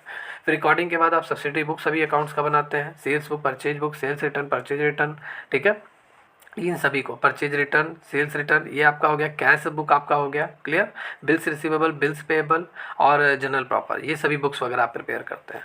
बुक्स के आधार पे आप लेजर बनाते हैं सभी अकाउंट्स का, जितने भी आप बुक्स प्रिपेयर करते हैं सभी का आप अकाउंट्स बनाते हैं अलग अलग। ठीक है, जितने भी ट्रांजैक्शन सभी का अकाउंट्स बनाते हैं। फिर इन सभी अकाउंट्स का बैलेंस निकाल कर हम ट्रायल बैलेंस में भेजते हैं, और अपने जितने भी शेष हैं हमारे बैलेंस हैं उनको हम क्या करते हैं, वेरीफाई करते हैं, उनकी एक्यूरेसी चेक करते हैं। जब यहाँ पे ये सही निकला फिर trading account, profit and loss account, manufacturing account और फाइनल अकाउंट मतलब बैलेंस शीट वगैरह हम प्रिपेयर करते हैं। ये प्रोसेस होता है आपका। क्लियर, या तो यहाँ पे कह रहा है जो कह रहा है कि प्रत्येक मद के लिए अलग अलग अगर हम अभिलेख रखें, अलग अलग अकाउंट अगर हम प्रिपेयर करें, उसको हम किस में शो करते हैं, तो उसको हम लेजर में शो करते हैं। क्लियर, यहाँ पे C is the right answer of this question. चलिए नेक्स्ट क्वेश्चन है, कौन सा एक कंपनी का लेखा परीक्षक हो सकता है, मतलब who among the following can be the auditor of the company, कौन कंपनी का ऑडिटर हो सकता है। तो देखिए कंपनी का जो ऑडिटर होता है वो प्रोफेशनली पर्सन होता है, नॉर्मल नहीं, प्रोफेशनली पर्सन होता है, एक्सपीरियंस होल्डर होता है। वो सीए या चार्टर्ड मतलब चार्टर्ड अकाउंटेंट आपका होता है। सीए वगैरह जो व्यक्ति होते हैं जिन्होंने सीए कर रखा है वही आपके क्या होते हैं, ऑडिटर। मेनली किसी भी कंपनी में ऑडिटर के पद पे वही नियुक्त किए जाते हैं, उन्हीं की अपॉइंटिंग की जाती है। ठीक है, तो यहाँ पे आपसे कह रहा है कौन ऑडिटर हो सकता है कंपनी का, तो आपका राइट आंसर क्या होगा, राइट आंसर होगा आपका प्रैक्टिशनर चार्टर्ड अकाउंटेंट। कार्यकुशल आपका चार्टर्ड अकाउंटेंट जो रहते हैं यही आपके ऑडिटर होते हैं। क्लियर, तो A is the right answer of this question. Clear, और इसे किसके द्वारा नियुक्त किया जाता है, मतलब कंपनी का लेखा परीक्षक कोई भी व्यक्ति बन सकता है जो सीए है, चार्टर्ड अकाउंटेंट है। क्लियर, और भारत का चार्टर्ड अकाउंटेंट मतलब उसको कौन नियुक्त करता है, तो उसको सॉलिसिटर जनरल जिसे हम कहते हैं, सॉलिसिटर जनरल, हाँ सॉलिसिटर जनरल। तो इसको कौन नियुक्त करता है, इसको राष्ट्रपति नियुक्त करता है अपने इंडिया का। क्लियर, या चलिए यहाँ पे नेक्स्ट क्वेश्चन है, इन फॉरेन ब्रांच मतलब जो विदेशी शाखा है, ठीक है, foreign branch account assets are converted into, जितने भी हमारे एसेट्स हैं उसको हम किस में कन्वर्ट कर सकते हैं, मतलब विदेशी शाखा खाते में स्थायी संपत्तियों को हम परिवर्तित कर सकते हैं, बदल सकते हैं। किस में, मतलब क्रय की तिथि की दर पर, मतलब at the rate on the date of purchase. ठीक है, जिस डेट में हमने ख़रीदा है उस डेट में जितने भी हमारे फिक्स एसेट्स हैं उनकी रेट क्या है। ठीक है, उनकी रेट क्या है। ओके, या उनको उस आधार पे हम मुद्रा में कन्वर्ट कर सकते हैं, मनी में कन्वर्ट कर सकते हैं। मतलब विदेशी शाखा में जो ट्रायल बैलेंस में हम स्थायी शाखा को क्रय करने की तिथि पर जो विदेशी मुद्रा में दर्ज होती है उसमें परिवर्तित कर सकते हैं। ओके, या नेक्स्ट क्वेश्चन है, या चलिए नेक्स्ट क्वेश्चन आपका यहाँ पर है। नेक्स्ट क्वेश्चन, हाँ, इफ़ अनएक्सपायर्ड इंश्योरेंस, कोई भी अनएक्सपायर्ड इंश्योरेंस है वो अपीयर हम उसे दिखाते हैं ट्रायल बैलेंस में। किसी भी अनएक्सपायर्ड इंश्योरेंस मतलब आज समाप्त बीमा को अगर हम ट्रायल बैलेंस में दिखाते हैं, ठीक है, तो दिखाया जाएगा। तो ये और भी अदर हम कहाँ पे दिखा सकते हैं, अगर तलपट में हमने ट्रायल बैलेंस में अनएक्सपायर्ड इंश्योरेंस को दिखाया है तो अगर हम इसे बैलेंस शीट में शो करेंगे तो किधर हम शो करेंगे। आप सभी को मालूम है बैलेंस शीट अगर आप बनाते हैं तो बैलेंस शीट में दो कॉलम होते हैं आपके, एक आपकी लायबिलिटी साइड जिस लेफ्ट साइड होती है जिसमें हम सभी अपनी लायबिलिटीज़ को रिकॉर्ड करते हैं, एक राइट साइड होता है जिसमें हमारी जितनी भी एसेट्स हैं, चाहे फिक्स एसेट्स करंट एसेट्स, उसको हम कहाँ पे रिकॉर्ड करते हैं, एसेट साइड में रिकॉर्ड करते हैं। तो जो अनएक्सपायर्ड इंश्योरेंस है आज समाप्त बीमा, वो उसको हम कहाँ रिकॉर्ड करेंगे, बैलेंस शीट में। तो आप सभी को मालूम है, ठीक है, आप सभी को मालूम है कि जो आज समाप्त बीमा हो जाता है, एक्सपायर्ड हो जाता है, जाहिर सी बात है वो आपकी संपत्ति ही है, आपका एसेट्स है। आपने LIC में मान लेते हैं आपने क्या कराया, कोई बीमा वगैरह आपने कराया, इंश्योरेंस आपने कराया, क्लियर। आप पूरी तरीके से वो अनएक्सपायर्ड हो गया, ठीक है। अनएक्सपायर्ड, एक्सपायर्ड मतलब क्या होता है आपका पूरी तरीके से खत्म हो गया। अनएक्सपायर्ड मतलब क्या, मतलब वो आपकी संपत्ति है, आपने बीमा कराया हुआ है, आपके पास उतना पैसा है, एक तरीके से हम मान लें अकाउंट में हमारे पैसा है, क्लियर। आपके पास पैसा अगर है, अगर आप बीमा करा रहे हैं, मान लेते हैं 2 लाख का आपने बीमा कराया, 1 लाख रुपया आपने जमा कर दिया, ठीक है, अभी 1 लाख और जमा करना है, तो 1 लाख रुपया तो आपके पास नियर फ्यूचर में है, तो वो आपकी एसेट्स मानी जाएगी, वो आपका करंट एसेट्स होता है। नहीं सॉरी, रुपए पैसे आपके करंट एसेट्स होते हैं, लेकिन अगर आपने बीमा कराया है उसको फिक्स कर दिया है तो वो आपका फिक्स एसेट्स माना जाएगा, लेकिन ये एक तरीके से आपकी एसेट्स होती है। और अनएक्सपायर्ड इंश्योरेंस को हम कहाँ शो करते हैं, बैलेंस शीट के एसेट साइड में हम शो करते हैं, बैलेंस शीट के एसेट साइड में, क्योंकि हमारी संपत्ति होती है। तो इसको हम कहाँ दिखाएंगे, एसेट साइड में दिखाएंगे, बैलेंस शीट के। तो 4th is the right answer of this question.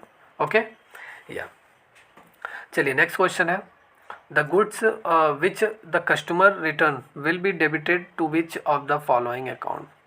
मतलब जो गुड्स हमारे कस्टमर हमको लौटाते हैं, हम किस अकाउंट को, किस खाते से उसे डेबिट करेंगे, किस खाते से डेबिट करेंगे। तो आप सभी को मालूम है, ये कॉन्सेप्ट थोड़ा मैं क्लियर कर दूं। जैसे जब आप परचेज करते हैं तो परचेज जब सामान खरीदते हैं तो क्या रिकॉर्ड करते हैं, ट्रांजैक्शन क्या रिकॉर्ड करेंगे, परचेज अकाउंट को आप क्या करते हैं, डेबिट करते हैं, ठीक है। और जिससे भी आपने क्या किया है, जिसको भी परचेज करने पे क्या होगा, परचेज करने पे आपके हाथ में गुड्स आएगा, ठीक है, और आपके हाथ से कैश जाएगा। दो चीज़ होगा, एक आपके हाथ में गुड्स आएगा, आपके हाथ में संपत्ति आएगी, और संपत्ति आएगी तो उसे हम डेबिट साइड में रिकॉर्ड करेंगे। तो परचेज को हम डेबिट साइड में रिकॉर्ड करेंगे, और आपके हाथ से कैश जाएगा तो आप टू कैश अकाउंट को क्रेडिट करेंगे, क्लियर। और सेल का भी इसी समय देख लीजिए, अगर आप माल सेल कर रहे हैं, अगर आप गुड्स से सेल कर रहे हैं तो सेल करने पे क्या होगा, आपके हाथ में कैश आएगा और आपके हाथ से माल जाएगा। अगर आप जिस चीज़ का बिजनेस करते हैं, आपके हाथ से गुड्स जाएगा, आपके पास पैसा आएगा, सेलिंग करने पे, बेचने पे पैसा आएगा।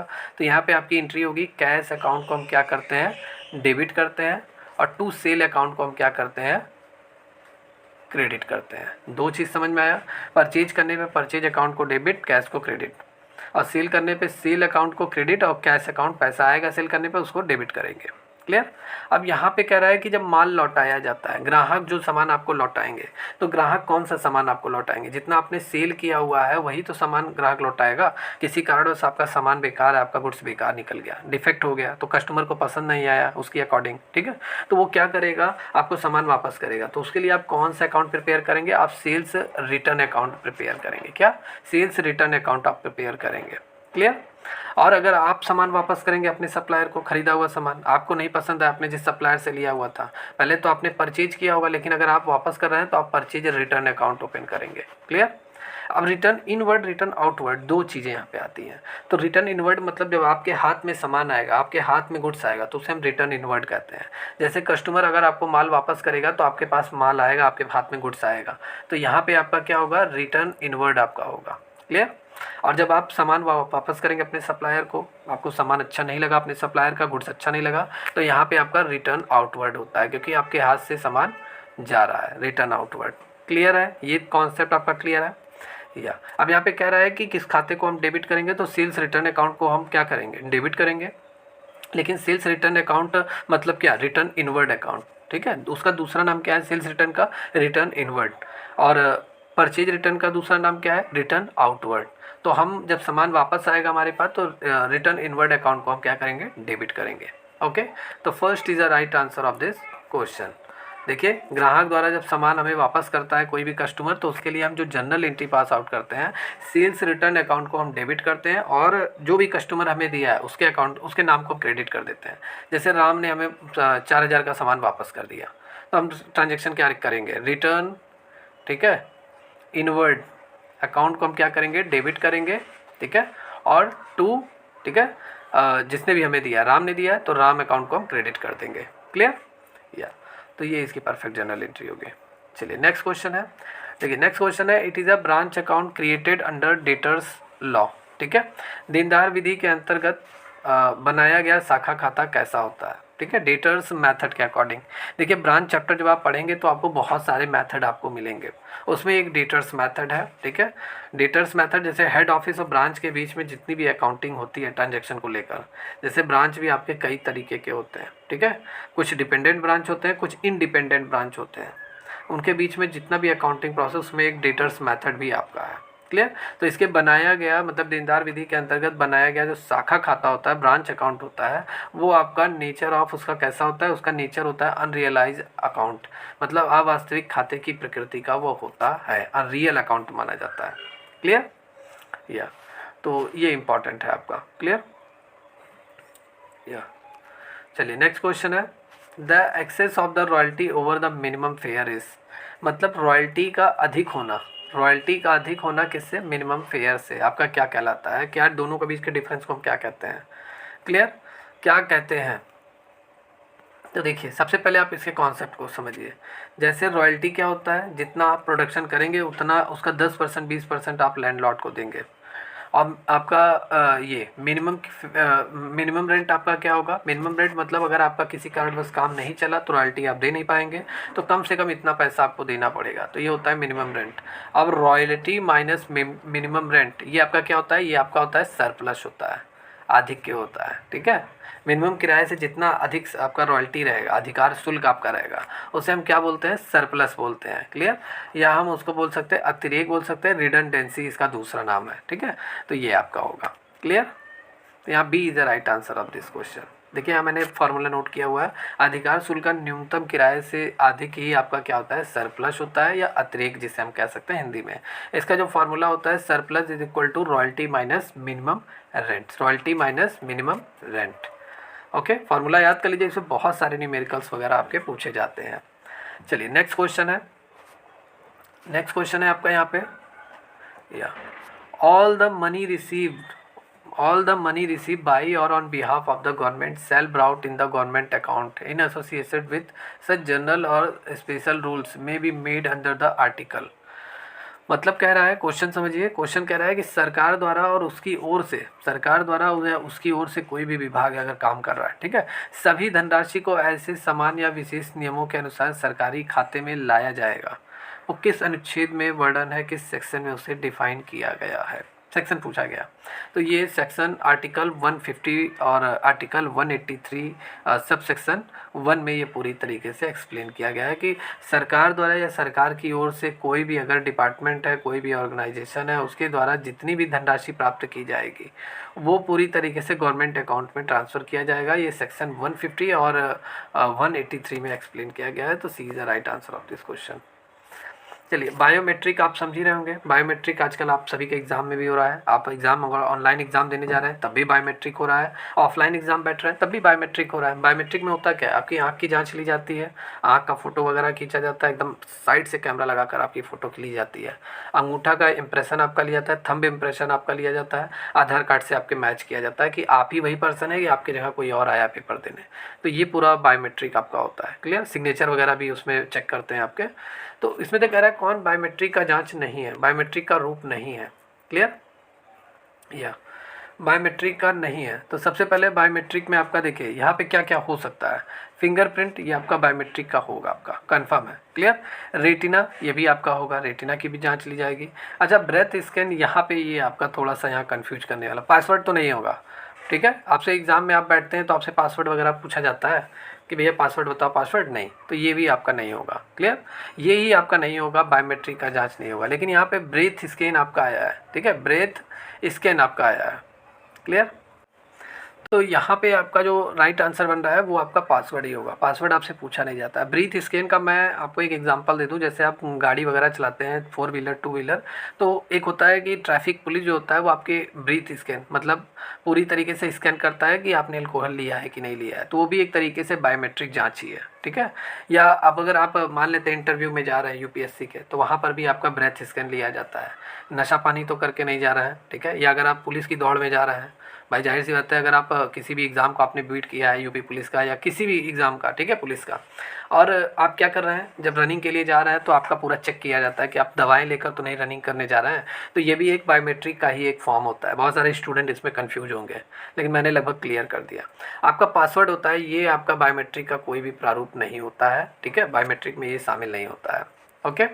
क्योंकि आप एग्ज़ाम में बैठते हैं, आपसे पासवर्ड थोड़ी ना पूछा जाता है कि भैया पासवर्ड बताओ, आप मतलब क्या पासवर्ड, आप अपने मोबाइल का, एटीएम का, ये सब नहीं, ठीक है। तो C is the right answer of this question. देखिए, password is not a biometric, password आपका बायोमेट्रिक नहीं होता है, ठीक है। Biometric uses various physical and psychological characters. देखिए, बायोमेट्रिक में आपकी शारीरिक और आत्मिक क्रिया मतलब साइकोलॉजिकल करेक्टर्स आपके होते हैं, जैसे कि ब्रीथ स्कैन हो गया, रेटिना स्कैन्स आपके हो गए, फिंगरप्रिंट्स आपके हो गए, ठीक है। ये सभी आपके बायोमेट्रिक में आते हैं। अब password is a digital identification technique, ये डिजिटल आइडेंटिफिकेशन टेक्निक है, ये बायोमेट्रिक आपका नहीं है। It does not involve physical characteristics, क्योंकि इसमें शारीरिक विशेषताएँ आपकी शामिल नहीं होती हैं। तो आपका यहाँ 3 is the right answer of this question. चलिए, नेक्स्ट क्वेश्चन है, Indian GST model has rate structure. Indian GST model में कितने टाइप के आपके रेट होते हैं, जीएसटी में टोटल टैक्स के कितने रेट होते हैं आपके। जीएसटी सबसे पहले है क्या, जीएसटी आपका इनडायरेक्ट टैक्स है, ठीक है। टैक्स आपके 2 तरीके के होते हैं, एक डायरेक्ट इनडायरेक्ट। डायरेक्ट आपका इनकम टैक्स होता है और इनडायरेक्ट टैक्स आपका जीएसटी होता है। और जीएसटी जैसे इंडिया में आया, सभी टैक्स को बाहर कर दिया उसने जो इनडायरेक्टली तौर पर आपके लगते थे, ठीक है।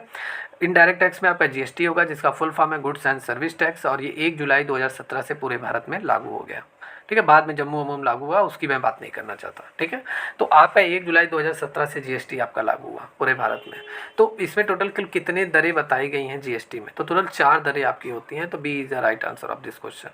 4 दरें कौन कौन सी होती है, देखिए 5 थी, लेकिन मैंने जीरो यहाँ पे काउंट नहीं किया है, क्योंकि आप गूगल पे जाएंगे, आजकल का डेटा उठाएंगे जीएसटी का, तो जीरो बाहर कर दिया गया है। तो आपका क्या क्या होगा, 5 होगा, 12 होगा, 18 होगा और 28 भी होता है, जो यहाँ पे मेंशन नहीं है, टाइपिंग एरर हो गया है, इसको मैं नोट करवा दूंगा। तो 5, 12, 18, 28, 5, 12, 18, 28 4 दरें आपकी होती हैं जीएसटी में, ओके, जीएसटी मॉडल में शामिल की गई हैं। पहली बार जीएसटी किस देश में लगाया गया, मतलब किस देश में पहली बार जीएसटी को अपनाया, किस देश ने, ये कमेंट बॉक्स में आप आंसर टाइप करके बताइए। देखते हैं आपको कितना इसका आंसर मालूम है। जीएसटी पहली बार किस देश में लागू किया गया और भारत के किस राज्य में जीएसटी पहली बार लागू किया गया, ठीक है, ये आप बताएंगे। आपके लिए ये इंपॉर्टेंट क्वेश्चन है। चलिए स्टूडेंट, नेक्स्ट क्वेश्चन है आपका, which of the following is considered as an intangible assets. इनमें से कौन सा आपका इंटेंजिबल एसेट्स है। इंटेंजिबल एसेट्स मतलब जिसे हम, हमारे लिए तो एसेट्स होता ही है। देखिए, एसेट्स आपके 2 तरीके के होते हैं, एक टेंजिबल होता है, एक इंटेंजिबल होता है। टेंजिबल जिसे हम देख सकते हैं, छू सकते हैं, जैसे लैंड, बिल्डिंग, मशीनरी, ये आपके हो गए। इंटेंजिबल एसेट जैसे गुडविल, कॉपीराइट, ट्रेडमार्क, पेटेंट, ये आपके होते हैं। तो इंटेंजिबल मतलब अमूर्त संपत्ति, मूर्त मतलब जो जिसको हम देख सकते हैं, छू सकते हैं, अमूर्त संपत्ति जिसे देख नहीं सकते, छू नहीं सकते, लेकिन हमारी एसेट्स होती है।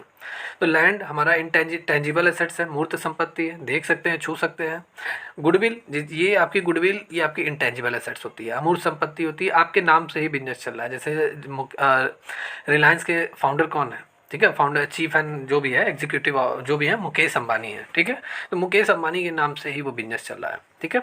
तो ये आपका क्या हो गया, ये भी आपका गुडविल है और ये उनकी गुडविल है और उन्हीं के नाम से बिजनेस चल रहा है। लेकिन ये गुडविल जो होता है ये दिखाई नहीं देता है, ये आपका इंटेंजिबल एसेट्स होता है, ठीक है। जैसे बीटेक चाय वाला, उसी के नाम से कई फ्रेंचाइजियाँ ओपन हो गई हैं देश के सभी राज्यों में, ठीक है। लेकिन यह है कि उसी के नाम से ही बिजनेस चल रहा है, तो ये उसकी गुडविल ही समझ लीजिए उसको पैसे अर्न करा रही है। भाई वो जितना फ्रेंचाइजी खोलेगा उतना उसको और पैसा मिलेगा, तो आपकी एसेट्स है एक तरीके से, ठीक है। मशीनरी आपका टेंजिबल एसेट्स है, आपके बिजनेस में आप यूज़ करते हैं। एंड इन्वेंट्री भी आपका क्या है, टेंजिबल एसेट्स है। ठीक है, देख सकते हैं, छू सकते हैं। तो यहाँ पे सेकंड आंसर आपका सही है। इंटेंजिबल एसेट्स, अमूर्त संपत्ति आपकी क्या होती है, गुडविल होती है। और क्या क्या होती है, कॉपीराइट। जैसे आपने कॉपीराइट ले रखा है, कोई भी नाम से आपने कोचिंग अपना अपना स्कूल आपने ओपन किया, ठीक है, आपने कपिल गंगा के नाम से एक स्कूल ओपन किया, तो आपने उसका रजिस्ट्रेशन करा लिया उस नाम से, आपको उसका कॉपीराइट मिल गया, कोई उसका यूज नहीं कर सकता। ठीक है, तो वो हो गया आपका क्लियर। या तो यहाँ पे आपका दो तरीके से होती हैं आपकी संपत्तियाँ, एसेट्स आपके। एक होती है विजिबल, जिसे हम टेंजिबल बोलते हैं, और दूसरा होता है अदृश्य, मतलब जिसे अनटेंजिबल एसेट्स बोलते हैं। टेंजिबल में लैंड और बिल्डिंग, ये दोनों आप आपके आते हैं, जिसे हम देख सकते हैं, छू सकते हैं। इनटेंजिबल में which can not be seen और टच, जिसे हम देख नहीं सकते, छू नहीं सकते, जैसे लाइक गुडविल, कॉपीराइट, पेटेंट, ये आपके इनटेंजिबल एसेट्स होते हैं। क्लियर है। या चलिए नेक्स्ट क्वेश्चन है, what is the general alternatively called, मतलब जनरल को वैकल्पिक रूप से क्या कहा जाता है, जनरल। ठीक है, ठीक है, जर्नल आपकी एक प्राइमरी बुक्स होती है। किसी भी बिजनेस की जो प्राइमरी बुक्स, प्राथमिक पुस्तक जो होती है, वो जर्नल होती है। देखिए, जब भी आप बिजनेस अगर आप कर रहे हैं तो पहली बार जो ट्रांजैक्शन, जितना भी मतलब डेली बेसिस पे आप जितना भी ट्रांजैक्शन करते हैं, उसको आप कहाँ नोट करते हैं, किस बुक में नोट करते हैं, सबसे पहले आप जर्नल में नोट करते हैं, जर्नल बुक में। ठीक है, तो ये आपका डे बुक होता है। ठीक है, ये प्राइमरी बुक्स होता है, ये आपका डे बुक होता है, दिन की किताबें होती हैं। जितना भी माल बिकता है, जितना भी आप खरीदते हैं, जितना माल वापस आता है, जितना माल आप वापस करते हैं, ठीक है, जितना आपको बिल रिसीव होता है, जितना बिल आप पे करते हैं, सब चीज़ें ए टू जेड आप किस में रिकॉर्ड करते हैं, सबसे पहले जर्नल में रिकॉर्ड करते हैं। जर्नल के बाद आप सभी का सब्सिडी बुक्स में रिकॉर्ड करते हैं, लेजर में रिकॉर्ड करते हैं, आगे का प्रोसेस है। ओके, तो यहाँ पे आपका फोर्थ ऑप्शन यहाँ पे सही है। क्लियर। देखिए, जर्नल एक ऐसी पुस्तक है जिसमें हम लेन देन को, ठीक है, जितने भी हमारे ट्रांजैक्शन होते हैं उनको बही में, खातों में पोस्ट करने से पहले शुरू में लिखा जाता है, लौटाया जाता है, इसलिए दैनिक और मूल प्रविष्टियों की इसी हम पुस्तक कहते हैं। क्लियर। चलिए नेक्स्ट क्वेश्चन है, देखिए, the branch debits the cash Saint by the branch which is not receive by the head office by the end of the accounting year.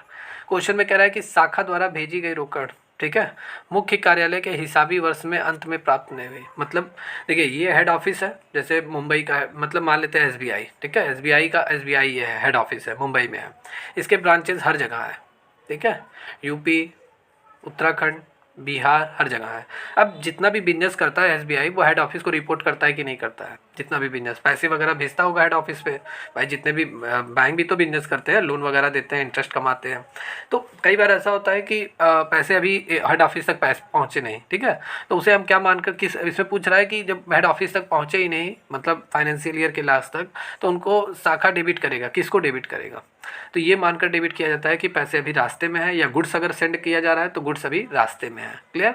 तो यहाँ पे आपका क्या होगा, कैश इन ट्रांजिट। ठीक है, कैश इन ट्रांजिट मतलब कैश अभी रास्ते में है, जल्दी पहुँच जाएगा। क्लियर। जैसे कैश वगैरह जो होता है, जैसे नहीं अगर हेड ऑफिस तक पहुंचा, तो इसमें पूछा जा रहा है किसको डेबिट किया जाएगा, तो कैश इन ट्रांजिट अकाउंट को डेबिट किया जाएगा, टू हेड ऑफिस अकाउंट को इसलिए क्रेडिट किया जाएगा क्योंकि अभी ड्यू है। ठीक है, मतलब शाखा द्वारा भेजी गई जो मुख्य कार्यालय के हिसाबी अंत में तक प्राप्त नहीं हुई है, तो शाखा अपने यहाँ मार्गस रोकड़ में निम्न प्रविष्टि को डेबिट करेगी। हेड ऑफिस अकाउंट को इसलिए क्रेडिट किया जा रहा है क्योंकि अभी ये ड्यू है, अभी पूरी तरीके से पहुंचा नहीं है। जब पहुंच जाएगा तो हेड ऑफिस अकाउंट को डेबिट कर दिया जाएगा, और टू कैश अकाउंट से क्या कर दिया जाएगा, क्रेडिट कर दिया जाएगा। ओके, या चलिए नेक्स्ट क्वेश्चन है, is a commonly followed method misappropriation of cash by concealing cash shortage and covering the throw over recoveries of another customer। मतलब नगद की कमी को छुपाकर और किसी अन्य ग्राहक से वसूली के माध्यम से उसे कवर करने पे 10 रुपये का दुरुपयोग एक सामान्य रूप से पालन करने का एक तरीका है। देखिए, ये एक तरीका है, ये यहाँ पे आपके 4 ऑप्शन है, इसमें ये आएगा किस वाक्य के अकॉर्डिंग या किस सेंटेंस के अकॉर्डिंग इसको यहाँ पे डिफाइन किया गया है। तो टीमिंग एंड लैडिंग, ठीक है, इसका मतलब होता है टीमिंग एंड लैडिंग, ठीक है, इसका मतलब होता है कि कैश की भरपाई करना। 10 रुपये अगर इधर घट रहा है तो 10 रुपये इधर बढ़ा दिया जाएगा। ठीक है, अगर किसी प्रोजेक्ट में 10 रुपये अगर कम पड़ रहा है तो दूसरे प्रोजेक्ट में 10 रुपये बढ़ा दिया जाएगा। ठीक है, या कैश अगर इधर कम पड़ रहा है तो इधर कैश बढ़ा दिया जाएगा, दो तरीके से। तो ये टीमिंग एंड लैडिंग, ठीक है, भरना और लदाना इसे कहते हैं, इसका मतलब होता है, ये इसका तरीका होता है, process. A is the right answer of this question. देखिए यहाँ पे नगद की हेर फेर को के लिए टीमिंग और लैडिंग द्वारा सही किया जाता है। इसमें एक गलतियों को छुपाने के लिए दूसरे का लेन देन का सहारा किया जाता है, ठीक है, तथा दूसरे को छिपाने के लिए तीसरे को। और यह प्रक्रिया तब तक चलती है जब तक कि लेखाकार गलती सार्वजनिक नहीं हो जाती। जैसे कैशियर जो है, अगर वो कहीं पर भी चीटिंग वगैरह करता है, फ्रॉड करता है, तो एक जगह फ्रॉड करेगा तो दूसरी जगह उसको भरपाई करनी पड़ेगी, फिर दूसरी जगह फ्रॉड करेगा, इसी बेस पे चलता रहता है।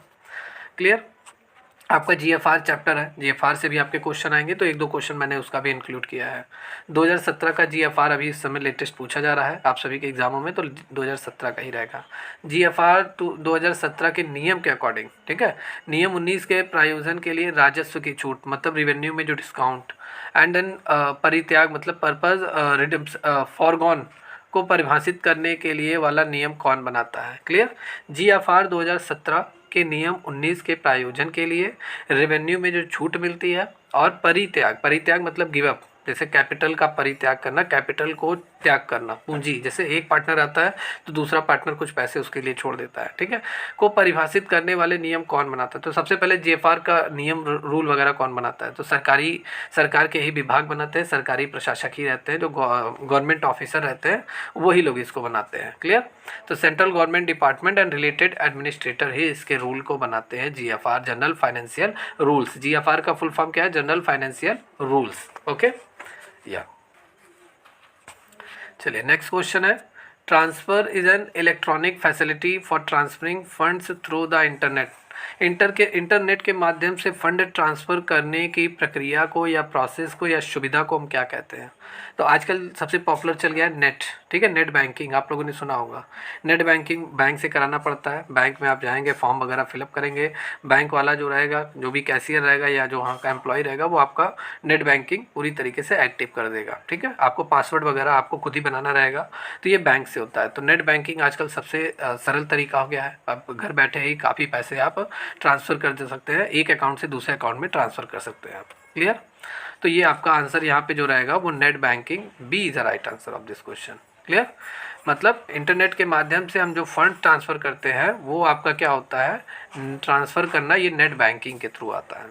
ओके या चलिए नेक्स्ट क्वेश्चन है, which of the following would not be affected bank reconciliation. इनमें से कौन सा बैंक रिकन्सिलेशन को प्रभावित नहीं करेगा, ठीक है। बैंक रिकन्सिलेशन मतलब सुधार, बैंकिंग सुधार को, जैसे बहुत बार क्या होता है, हम जो कैश बुक में नोट करते हैं तो पासबुक में जो एंट्री हुई रहती है हम कैश बुक में लिखना भूल जाते हैं। और कभी कभार हमने अगर किसी को पैसा दे दिया, ठीक है, बैंक में हमने चेक जमा कर दिया लेकिन बैंक वाले ने अभी चेक पास नहीं किया, तो बैंक का पासबुक और हमारा जो कैश बुक है हमारा, इन दोनों के बीच में जो डिफरेंस आता है यही आपका क्या होता है, ठीक है, यही है, इसमें बहुत सारे डिफरेंस आ जाते हैं, इसीलिए हम क्या करते हैं, रिकन्सिलेशन, इसी डिफरेंस को हम सुधारते हैं, ठीक करते हैं। क्लियर। लेकिन बैंकिंग रिकन्सिलेशन को कौन प्रभावित नहीं करेगा, तो यहाँ पे आपका राइट आंसर है डिस्काउंट रिसीव। डिस्काउंट रिसीव का कोई लेना देना नहीं है। बाकी चेक अगर डिसऑनर हो जा रहा है, जैसे मैंने चेक अपने कस्टमर को दे दिया, मान लेते हैं 1 लाख का मैंने अपने सप्लायर को दिया, कस्टमर को क्यों देंगे, सप्लायर से माल खरीदा, सप्लायर को दे दिया, सप्लायर अब इसे बैंक में लेकर गया ही नहीं भुनाने के लिए, ठीक है, और मैंने अपने कैश बुक में पूरी तरीके से क्रेडिट साइड में पेमेंट शो कर दिया। कैश बुक के देखिए, कैश बुक का रूल है, जब पैसा आप पाएंगे तो डेबिट साइड में, और जब आप किसी को पैसा देंगे उसे क्रेडिट साइड में नोट करते हैं। हमने नोट कर लिया, लेकिन बैंक वाले ने अभी नोट नहीं किया, पासबुक में नोट नहीं हुआ, क्योंकि ये बैंक गया ही नहीं सप्लायर। तो ये कैश बैंक मतलब बैंक पासबुक और कैश बुक का दोनों डिफरेंस आएगा 1 लाख का, तो पूरी तरीके से इसमें डिफरेंस तो आ ही रहा है, ठीक है। तो इस डिफरेंस को रिकन्सिलेशन किया जाएगा और ये बैंक को पूरी तरीके से प्रभावित करेगा, बैंक पासबुक को। क्लियर। लेकिन इंटरेस्ट भी आप देख लीजिए, बैंक वाला अगर आपको इंटरेस्ट देता है तो आपके पासबुक में या अकाउंट पे इंटरेस्ट तो चढ़ जाता है, पासबुक में भी आपका इंटरेस्ट चढ़ गया है, लेकिन अभी आपको पता नहीं चला है, ठीक है। आप जब बैंक जाएंगे, बैंक में अपनी पासबुक मतलब वहाँ पर जाएंगे, जब मैसेज आप देखेंगे तभी तो आप कैश बुक में ऐड करेंगे। अगर मान लेते हैं मोबाइल पर मैसेज भी नहीं है तो आपको मालूम ही नहीं चलेगा, तो आपके कैश बुक में वो इंटरेस्ट नहीं ऐड है और बाकी आपके पासबुक में इंटरेस्ट ऐड है। देखिए ये बैंक रिकन्सिलेशन स्टेटमेंट, ये आपका एक चैप्टर है आपके फाइनेंशियल अकाउंट में। मैंने जितने भी ऑडिटर वाले हमारे स्टूडेंट हैं उनको मैंने पढ़ाया हुआ है, अच्छे से डिटेल में क्लासेस लिया हुआ है, थियरी न्यूमेरिकल सब मैंने कराया है। इससे चैप्टर से आपके 2 या 3 न्यूमेरिकल्स आपके हमेशा आते हैं, और थियरी तो इसमें बहुत सारी आती हैं, थियरी न्यूमेरिकल वाला ही ये चैप्टर है। तो अभी तो मैं ऐसे बता रहा हूँ, बाकी अगर आपको डिटेल में पढ़ना है तो कोर्स ज्वाइन कर लीजिए, इसमें आपको सारी क्लासेस मिलेंगी विद डिटेल के साथ, थियरी के साथ। ये चैप्टर ही ऐसे हैं जब तक आप 1 से 2 बार पढ़ेंगे नहीं तब तक आपको समझ में नहीं आएगा, ठीक है। ऐसे बैंक इंटरेस्ट है, बैंक वाले ने इंटरेस्ट इनपुट कर दिया लेकिन अभी हमने कैश बुक में नहीं चढ़ाया, ठीक है, तो ये भी डिफरेंस आएगा। चेक नॉट प्रेजेंट, चेक अभी प्रेजेंट ही नहीं किया गया, ठीक है, हमारे सप्लायर ने हमें चेक, हमारे कस्टमर ने हमें चेक दिया, हम लेकर ही नहीं गए, तो इस कंडीशन में भी होता है। लेकिन डिस्काउंट रिसीव में आपका नहीं होता है, क्लियर। तो डिस्काउंट अगर आप दे रहे हैं या डिस्काउंट अगर आपको मिल रहा है तो उससे कोई मतलब नहीं है, क्लियर, ना ही बैंक पासबुक ना ही कैश बुक से। तो बैंक समाधान को प्रभावित नहीं करेगा, कौन, ये आपका डिस्काउंट रिसीव्ड, क्लियर। मतलब प्राप्त छूट किसी भी तरह बैंक या नकदी को प्रभावित नहीं करती है, इसलिए बैंक समाधान को प्रभावित नहीं करेंगी। कैश बुक के अनुसार इसका हमेशा क्या होता है, डेबिट बैलेंस आपका आता है, क्लियर। मिनिमम रेंट को हम किस नाम से जानते हैं, मिनिमम रेंट मतलब न्यूनतम किराया, ठीक है, मैंने आपको बताया ना, अगर आपका पट्टेदार मतलब आपने जिसको भूमि दिया है, ठीक है, लीज पे आपने दिया है, पट्टे पे दिया है, अब जो लेजी है, जिसने पट्टे पे लिया है उसको लेजी बोलते हैं, पट्टेदार बोलते हैं, वो अगर आपको रॉयल्टी नहीं दे पाएगा, उसने काम ही नहीं किया, रॉयल्टी कहाँ से देगा वो, ठीक है, तो वो आपको मिनिमम रेंट देगा। तो मिनिमम रेंट मतलब न्यूनतम किराया उतना तो आपको देगा ही। तो इसका 4 ऑप्शन यहाँ पे है। देखिए, इसको डेड रेंट के भी नाम से जानते हैं, फिक्स रेंट के नाम से भी जानते हैं, फ्लैट रेंट के नाम से भी जानते हैं। तो यहाँ पे आपके आंसर चारों होंगे। मिनिमम रेंट को हम इन चारों नामों से जानते हैं, मृत किराया, स्थायी किराया, सम किराया, डेड रेंट, फ्लैट रेंट और आपका फिक्स रेंट के नाम से भी जाना जाता है। ये एग्जाम में आया हुआ क्वेश्चन है, क्लियर। या चलिए नेक्स्ट क्वेश्चन है, purchase of material substances by the company of the companies finance is committed with affect position of the company. मतलब कंपनी के वित्त का एक बड़ा हिस्सा सामग्री खरीद के लिए प्रतिबद्ध है जो कंपनी की स्थिति को प्रभावित करेगा, ठीक है, कंपनी के फाइनेंस का एक बहुत बड़ा हिस्सा। अगर कंपनी किसी भी चीज़ को खरीदने जा रही है तो उसका एक मतलब वित्त का एक बड़ा हिस्सा, ठीक है, खरीद के लिए प्रतिबद्ध है, मतलब खरीदेगी तो पैसे लगाएगी ये कंपनी, ठीक है, तो कंपनी की स्थिति को प्रभावित करेगी। तो क्या, यहाँ पे देखिए कैश फ्लो आपका राइट आंसर होगा। कैश फ्लो मतलब कैश फ्लो आपके 2 प्रकार के होते हैं, इनफ्लो आउटफ्लो। इनफ्लो मतलब कैश का आना, आपके पास पैसा आ रहा है तो उसे कैश इनफ्लो कहते हैं, आपके हाथ से पैसा जा रहा है उसे कैश आउटफ्लो कहते हैं। तो यहाँ पे कैश फ्लो, ठीक है, कैश फ्लो पूरी तरीके से क्या होगा, आपका purchase of substance material of companies finance is committed. देखिए, जब आप किसी चीज़ को परचेज करेंगे, कंपनियां कोई भी चीज़ परचेज करेगी, माल को, गुड्स को, तो उसका कैश फ्लो प्रभावित होगा, ठीक है। फंड तो नहीं प्रभावित। फंड देखिए इसलिए रखा जाता है कि नियर फ्यूचर में अगर कोई मशीनरी वगैरह ख़राब हो गया कंपनी का, ठीक है, कोई भी चीज़ फिक्स एसेट्स ख़राब हो गया तो कंपनी उस फंड से पैसे इकट्ठा करेगी, उस पैसे से खरीदेगी, ठीक है। या कंपनी के रजिस्ट्रेशन समाप्त हो गया कंपनी का, अब पैसे लग रहे हैं तो वो फंड से ही उसकी भरपाई की जाएगी, क्लियर। बैलेंस शीट से कोई लेना देना नहीं है।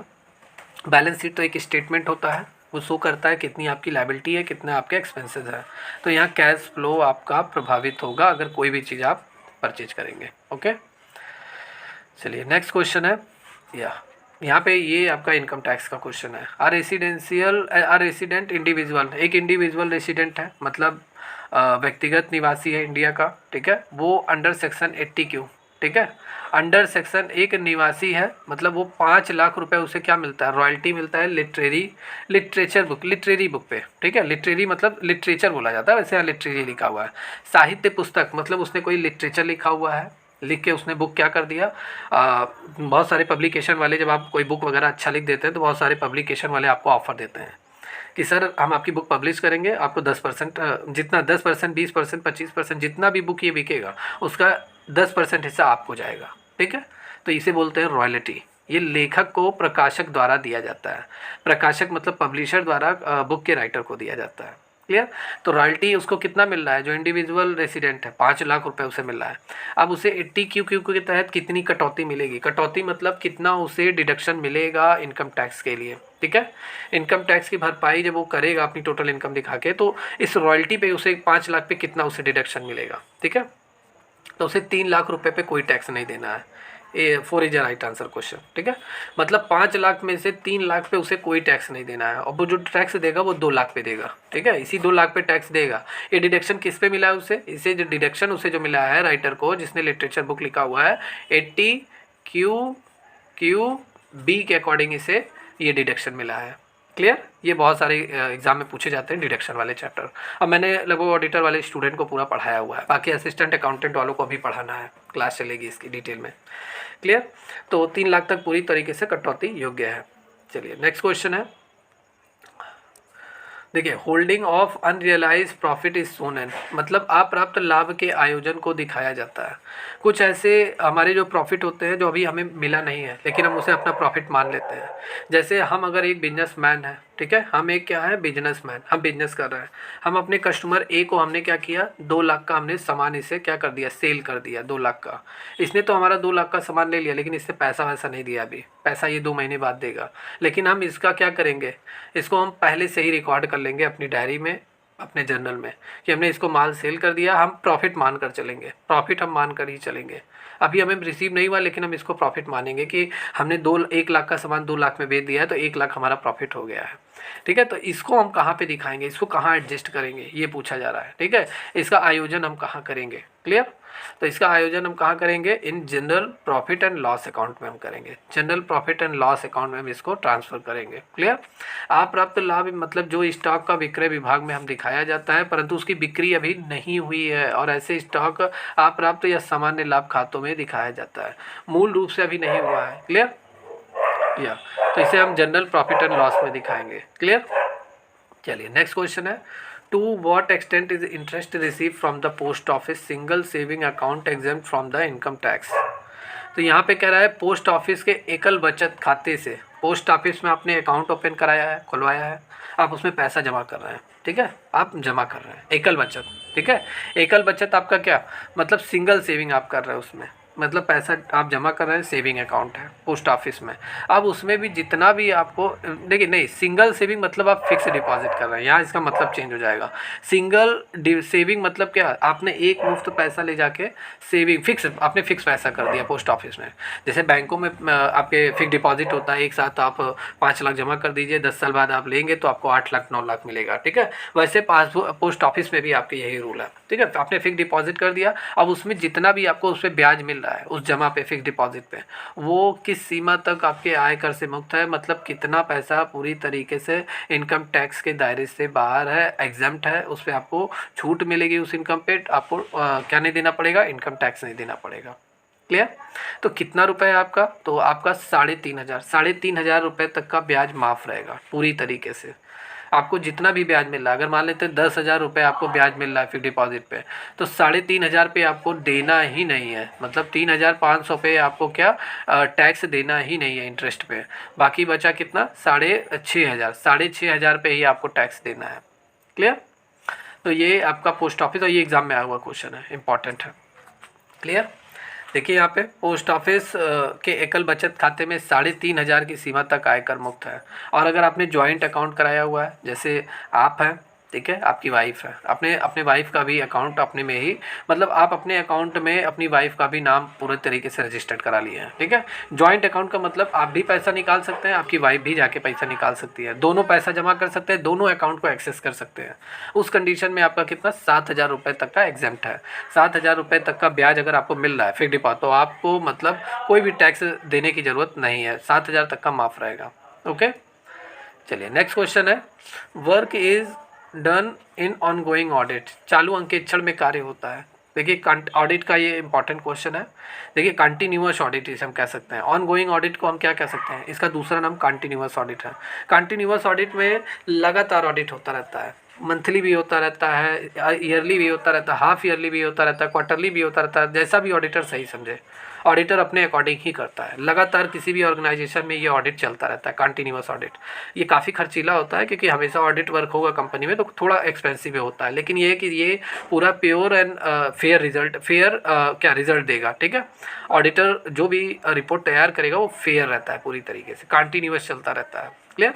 तो ये एक जैसा हमेशा चलता रहता है कंटिन्यूअस ऑडिट में, क्लियर, एक जैसा ऑडिट चलता रहता है। When the auditor conduct a detailed investigation of all the transaction at regular interval, like जैसे वीकली हो गया, डेली हो गया, जैसे कोई भी अंकेक्षक ऑडिटर है, ठीक है, वो विस्तृत जांच समय समय के पर करता रहता है। वो जांच कर सकता है कंपनी के रिपोर्ट को, वीकली भी कर सकता है, डेली भी कर सकता है, ठीक है, मंथली भी कर सकता है, जैसा उस पर डिपेंड, उसके ऊपर डिपेंड करता है। वर्ष भर ये निरंतर चलता रहता है, एक जैसा होता है, इसीलिए हम क्या कहते हैं, इसे कंटिन्यूअस ऑडिट या चालू अंकेक्षण या ऑनगोइंग ऑडिट कहते हैं। देखिए ऑनगोइंग ऑडिट का ही दूसरा नाम कंटिन्यूअस ऑडिट है, क्लियर, चालू अंकेक्षण जिसे हिंदी में हम बोलते हैं। तो यहाँ 4 ऑप्शन आपका सही है। चलिए नेक्स्ट क्वेश्चन है आपका, देखिए जितने भी क्वेश्चन मैं करा रहा हूँ ये सब एग्जाम में आए हुए क्वेश्चन है, ठीक है, और मॉडल पेपर है, एक तरीके से आपकी प्रैक्टिस भी हो रही है, और ये मैंने डिसाइड किया है एवरी वीक मैं आप सभी लोग को कराता रहूँगा, ठीक है। एक आइडिया लग जाएगा कि कैसे एग्जाम में क्वेश्चन आते हैं। देखिए 1 जनवरी को 27,000 रुपये का आपके पास स्टॉक है, ठीक है। जनवरी में विक्रय की लागत जो आ रही है वो 30,000 रुपये है, तो 31 जनवरी को स्टॉक का मूल्य कितना होगा? मतलब 1 जनवरी को, 1 जनवरी को कितना है? 27,000 का आपके पास स्टॉक है। आपको कह रहा है कि सेल इन जनवरी, जनवरी में आपने 30,000 सेल कर दिया, 30,000 में सेल कर दिया, 30,000 सेल कर दिया। What is the value of stock in 31 जनवरी? 31 जनवरी को स्टॉक का मूल्य क्या होगा? तो देखिए यहाँ पे थोड़ा सा मैं यहाँ सॉल्यूशन करके आपको बता देता हूँ। 31 जनवरी को अगर हम स्टॉक का वैल्यूएशन करेंगे तो 1 जनवरी को आपने स्टॉक जो सेल किया वो कितना, आपका पास स्टॉक कितना था? 27,000 का था, और आपने 31 जनवरी को सेल किया, तो दोनों हम ऐड कर देंगे, 57,000 का स्टॉक आपके पास था जनवरी मंथ में। क्लियर? ये नहीं कहा है इसमें कहीं कि यही 27,000 का स्टॉक आपने 30,000 में सेल किया। आपसे कह रहा है कि 1 जनवरी को आपके पास 27,000 का स्टॉक था, मतलब ओपनिंग स्टॉक, और विक्रय की लागत मतलब जनवरी में आपने कुछ बेचा होगा स्टॉक, जो कितना था? 30,000 का था। तो टोटल 31 जनवरी तक आपके पास कुल स्टॉक का वैल्यू कितना था? तो 30,000 ये, 27,000 ये, आपके पास टोटल 57,000 हो गया। तो उसी is the right answer of this question. देखिए नेक्स्ट क्वेश्चन है, एजुकेशन सेस आपसे पूछा जा रहा है, शिक्षा उपकर आपसे पूछा जा रहा है, एजुकेशन सेस आपके इनकम टैक्स का क्वेश्चन आ गया। बहुत सारे क्वेश्चन आते हैं आपके इनकम टैक्स का और ये इंपॉर्टेंट है। तो 2023-24 में आपके एजुकेशन सेस, ठीक है, शिक्षा उपकर कितना लगाया जाता है आपके ऊपर, ठीक है। अगर आप एक करदाता हैं, एक टैक्स पेयर है, ठीक है, मोर देन 3 लाख से आपकी अधिक इनकम है, अगर आप एक टैक्स पेयर है तो आपसे एजुकेशन सेस कितना लिया जाता है? तो ये 4% इस समय है आपका, ठीक है, 4% लिया जाता है। देखिए ये आप टैक्स तो पे करते हैं अपनी इनकम पे, ये एक्स्ट्रा सरकार आपके ऊपर बर्डन डालती है आपसे शिक्षा के लिए। जैसे संविधान में आपने पढ़ा होगा, संविधान में कहा गया है कि शायद कितना है आपका, 6 से 14 साल तक के बच्चों को जो भी है, ठीक है, पढ़ाई के लिए प्राथमिक शिक्षा देना जरूरी है, ये है वो है। तो इसीलिए आपसे शिक्षा पे सरकार क्या लेती है, ठीक है, एजुकेशन सेस आपसे लेती है, शिक्षा पर कर आपसे लेती है, उपकर लेती है। ये आपके ऊपर एक बर्डन पड़ जाता है, आप दे तो रहे हैं अपनी इनकम पर टैक्स, लेकिन ये एक्स्ट्रा आपसे सरकार लेती है, ठीक है, शिक्षा पे गवर्नमेंट खर्च करती है, और लगभग सभी लोगों को देना भी चाहिए। क्लियर? देखिए यहाँ पे क्या है, शिक्षा उपकर एक अतिरिक्त करारोपण है, मैंने कहा ना, मतलब एजुकेशन सेस आपका एक एडिशनल टैक्स है, आप टैक्स दीजिए उससे मतलब नहीं है, इनकम टैक्स आपने दिया, लेकिन ये एजुकेशन सेस आपसे लिया जाता है, इम्पोज्ड आपके ऊपर दबाव डाला जाता है, basic tax liability by the government to generate additional revenue for primary, secondary and higher education. Clear?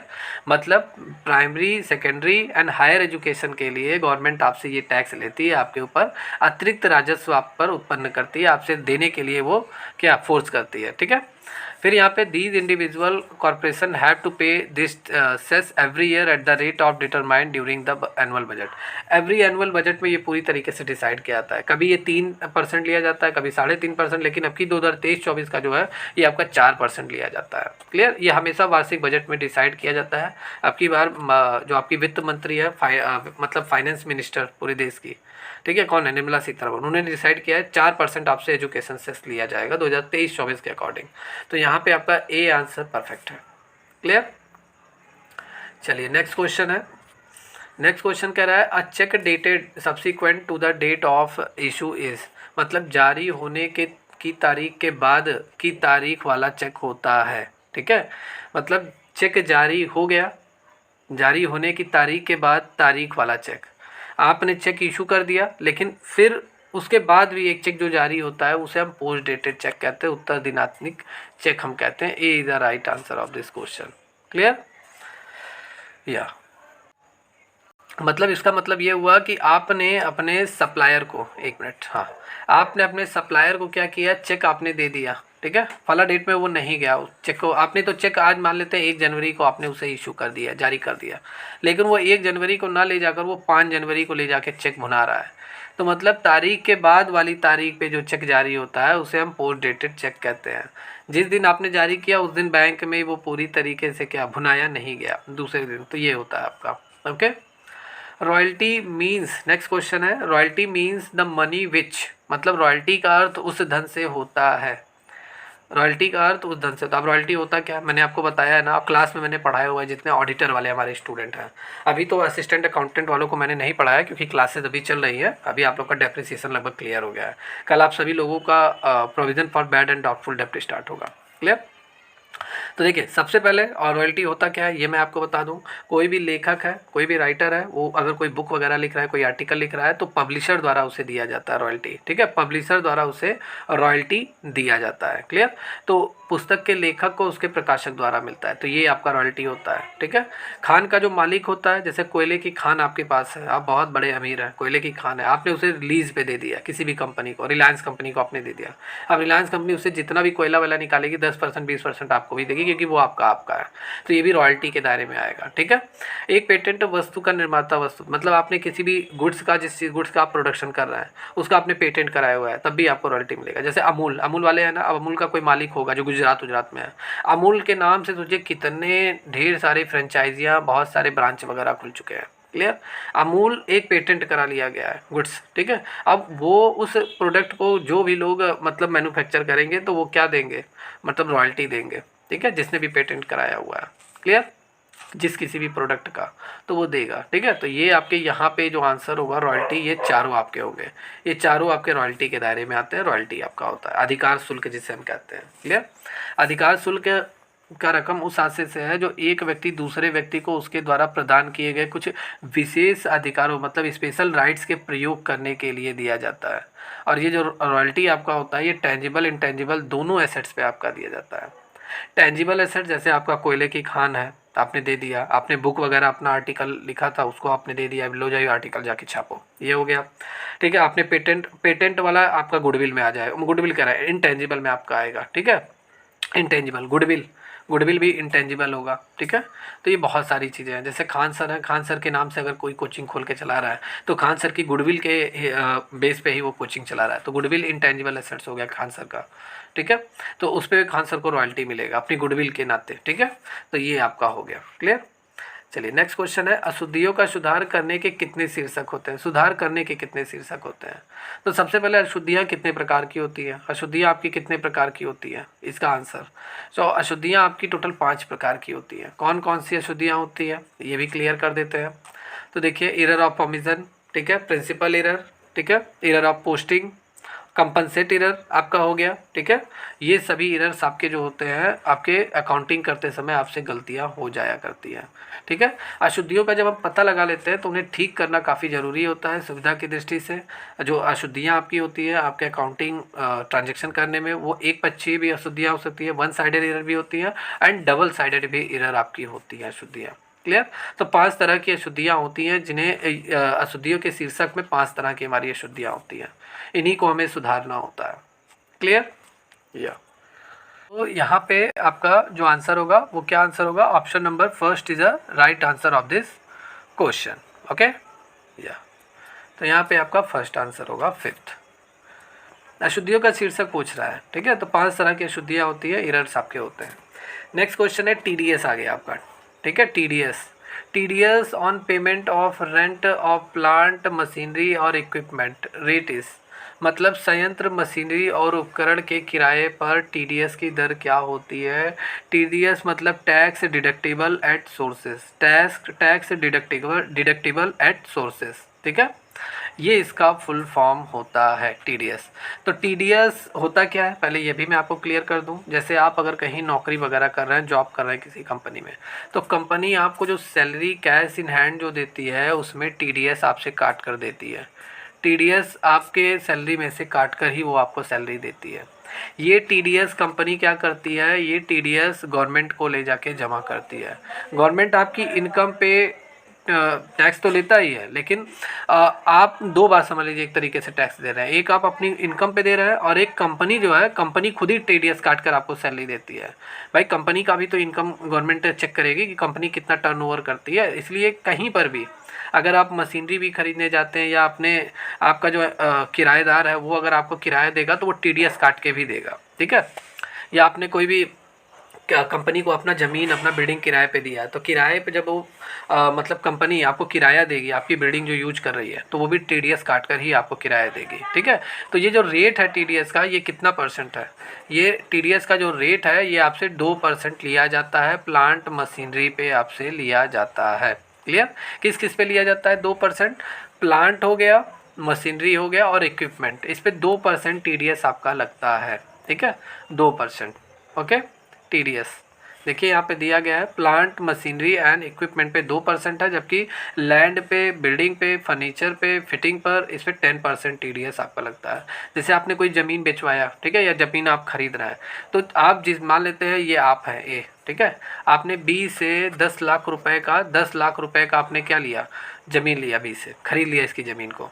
अब जब बी आपको जब पेमेंट करेगा तो वो कितना परसेंट, 10% टीडीएस काट कर ही आपको पेमेंट करेगा। 10% मतलब वो 9 लाख रुपया ही देगा। ठीक है, 9 लाख रुपया ही देगा आपको। ठीक है, मतलब आपने बेचा, यहाँ देखिए मैं गलत बता रहा हूँ यहाँ पे, या जैसे आप ए हैं, आप बी से क्या कर रहे हैं, बी से आप लैंड वगैरह ले रहे हैं, 10 लाख का ज़मीन आपने बी से ख़रीदा। अब आपने ख़रीदा है तो आप बी को जब मतलब टोटल 10 लाख रुपया देंगे तो आप टीडीएस काट कर देंगे, और ज़मीन पे कितना परसेंट टीडीएस कटेगा, 10% कटेगा। आप बी को 10 लाख की जगह कितना देंगे, आप बी को 9 लाख रुपया देंगे। ठीक है, 1 लाख रुपया आप टीडीएस के रूप में काटेंगे और ये 1 लाख रुपया आप गवर्नमेंट को दिखाएंगे। भाई गवर्नमेंट को दिखाएंगे ना कि मैंने 10 लाख के ज़मीन मैंने ख़रीदा, 1 लाख रुपया मैं आपको टीडीएस दे रहा हूँ। ठीक है, गवर्नमेंट भी आपका पूरा ब्यौरा लेगी कि आपने ज़मीन वगैरह ख़रीदा है, तो गवर्नमेंट को भी टैक्स चाहिए। जहाँ पर भी देखिए कहीं पर भी माल वगैरह सेल हो रहा है, गुड्स से सेल हो रहा है, या किसी भी चीज़ का ट्रांजेक्शन होता है, गवर्नमेंट हर जगह टैक्स आपसे वसूलती है। ये एक तरीके का अलग टैक्स है। आपकी इनकम के अलावा अगर आप जितना भी खरीद रहे हैं, बेच रहे हैं, उस पर भी आपको टैक्स देना पड़ रहा है। ठीक है, गवर्नमेंट को, तो ये टीडीएस है आपका। चलिए नेक्स्ट क्वेश्चन। नेक्स्ट क्वेश्चन है आपका, यहाँ पे देखिए ये जो क्वेश्चन है, हाँ, internal report are submitted by accounting department to various department to assist them in, मतलब लेखा विभाग द्वारा विभिन्न विभागों को उनकी सहायता के लिए आंतरिक रिपोर्ट प्रस्तुत करनी चाहिए। ठीक है, तो आंतरिक रिपोर्ट प्रस्तुत करनी चाहिए लेखा विभाग द्वारा, बहुत सारे विभाग, मतलब हेड ऑफिस द्वारा अपने सभी डिपार्टमेंट को जो मतलब सहायता के लिए, ठीक है, जो रिपोर्ट प्रस्तुत की जाती है वो प्लानिंग और कंट्रोल के लिए की जाती है। कैसे कैसे सभी डिपार्टमेंट को वर्क करना है, किस बेस पे प्लान करना है, उसके लिए ये रिपोर्ट की जाती है। तो 3rd is the right answer of this question. Okay, चलिए नेक्स्ट क्वेश्चन है, बैड डेप्ट are recovered from the client, it will be, अगर किसी भी क्लाइंट, बैड डेप्ट होता क्या है, आपने अपने कस्टमर को माल सेल किया, मान लेते हैं 1 लाख का माल सेल किया, उसने कहा भैया 2 महीने के अंदर मैं 1 लाख का माल सेल करके आपको पैसा दे दूंगा। वो 2 महीने के बाद भी पैसा आपको नहीं दिया, आप मांगते रह गए, वो कहा हमारे पास नहीं है। ठीक है, वो अपने आप को बैंकरप्ट घोषित कर लिया, आपका पैसा नहीं मिलने वाला, तो आपके लिए लॉस हो गया भाई, एक तरीके से आपके लिए हानि हो गई। अब इस हानि की भरपाई आप कैसे करेंगे? तो यही तो होता है बैड डेप्ट, जो पैसे आपके डूब गए, लेकिन अचानक वो 4 महीने बाद आया, आपको कुछ पैसा दे गया, 1 लाख की जगह वो आपको 50,000 आके दे गया। ठीक है, कुछ पैसा तो आपको मिल गया। जब डेटर से हमें, जो क्लाइंट से अपने पैसा मिल जाता है, ठीक है, वसूल लिया हमने, तो उसको हम कहाँ पे दिखाएंगे, कहाँ पे उसको हम दिखाएंगे? तो प्रॉफिट एंड लॉस अकाउंट के क्रेडिट साइड में हम उसे शो करेंगे। ठीक है, क्योंकि हमारी इनकम हो गई, और जितनी भी इनकम हमारी होती है उसको हम प्रॉफिट एंड लॉस अकाउंट के क्रेडिट साइड में दिखाते हैं। तो C is the right answer of this question. Okay, मैं थोड़ा डिटेल में नहीं लेकर चल रहा हूँ, लेकिन यह है कि जितने जितने जो क्वेश्चन है सभी को मैं क्लियर करते हुए चल रहा हूँ। आई होप आपके डाउट क्लियर हो रहे होंगे। क्लियर, या चलिए नेक्स्ट क्वेश्चन है, अगर आप कोई मशीन वगैरह लगाते हैं, मतलब नई मशीन की स्थापना में किया गया व्यय डेबिट होना चाहिए। मतलब expenditure incurred on the installation of new machine debit should be. ठीक है, आपने एक नई मशीन खरीदी और नई मशीन को आपने लगाया अपने बिजनेस में, नया मशीन आपने खरीद कर अपने बिजनेस में आपने लगा दिया। अब उसको लगाने में इंस्टॉलेशन चार्जेस जितने आएंगे, उसको मशीन को लगवाने में जितना भी खर्चा आएगा, उसके लिए आप कौन सा अकाउंट डेबिट करेंगे? तो उसके लिए आप मशीन अकाउंट को ही डेबिट करेंगे, क्योंकि मशीन, जैसे देखिए, जब आप मशीन खरीदते हैं तो उसको घर तक लाने में, फैक्ट्री तक लाने में जितना खर्चा आता है, एक्सपेंसेस, आप उसको जोड़ेंगे ना मशीन के कॉस्ट में। आपने 1 लाख की मशीन खरीदी, 10,000 रुपया उसे लाने में लग गया, तो आप यही तो कहेंगे कि 1,10,000 रुपया मेरा लगा। क्लियर, तो वो मशीन अकाउंट ही आप ओपन करेंगे, तो मशीन अकाउंट को हम डेबिट करेंगे। ओके, तो मशीन खाता में नई मशीन से संबंधित जितना भी एक्सपेंसेस होगा उसे हम डेबिट करेंगे। ओके, या चलिए नेक्स्ट क्वेश्चन है, निम्नलिखित में से कौन सा जीएसटी में शामिल नहीं है? Which of the following is not submitted in GST. GST में कौन सा शामिल नहीं है? तो स्टाम्प ड्यूटी, स्टाम्प शुल्क आपका जीएसटी में शामिल नहीं है। बाकी वैट भी आपका शामिल है, एंट्री टैक्स भी शामिल है, एंटरटेनमेंट टैक्स भी आपका जीएसटी में शामिल है, लेकिन आपका स्टाम्प शुल्क B is a right answer of this question, ये शामिल नहीं है। क्लियर? या चलिए नेक्स्ट क्वेश्चन है, in case of the sublease royalty earn by the ledger is credited. मतलब वो पट्टे की दशा में जो पट्टेदाता होता है, मतलब लैंड लॉर्ड जो होता है, जो भूमि को अपना देता है, जो भूमि का मालिक है, उसे हम क्या बोलेंगे? लेजर बोलेंगे। ठीक है, लेजर। ठीक है, और जो पट्टे पे लेता है पट्टेदार उसे हम क्या बोलेंगे? लेजी बोलेंगे, लेजी। ठीक है, तो उप पट्टे की दशा में जो पट्टेदाता होता है, जिसकी भूमि है, ठीक है, उसके द्वारा अर्जित अधिकार शुल्क क्रेडिट किया जाता है। उसको जब रॉयल्टी मिल जाता है तो वो अकाउंटिंग जब करेगा तो किसको वो क्रेडिट करेगा? ठीक है, तो वो रॉयल्टी रिसीवेबल अकाउंट को क्रेडिट करेगा। ठीक है, जैसे ये लैंडलॉर्ड है ए, ठीक है, इसकी ज़मीन है, इसने बी को अपना ज़मीन क्या दे दिया? लीज पे दे दिया। ये ज़मीन थी, इसने लीज पे दे दिया। अब ये जब ये इससे पैसे कमाएगा, इसको रॉयल्टी देगा, तो ये अकाउंटिंग क्या करेगा?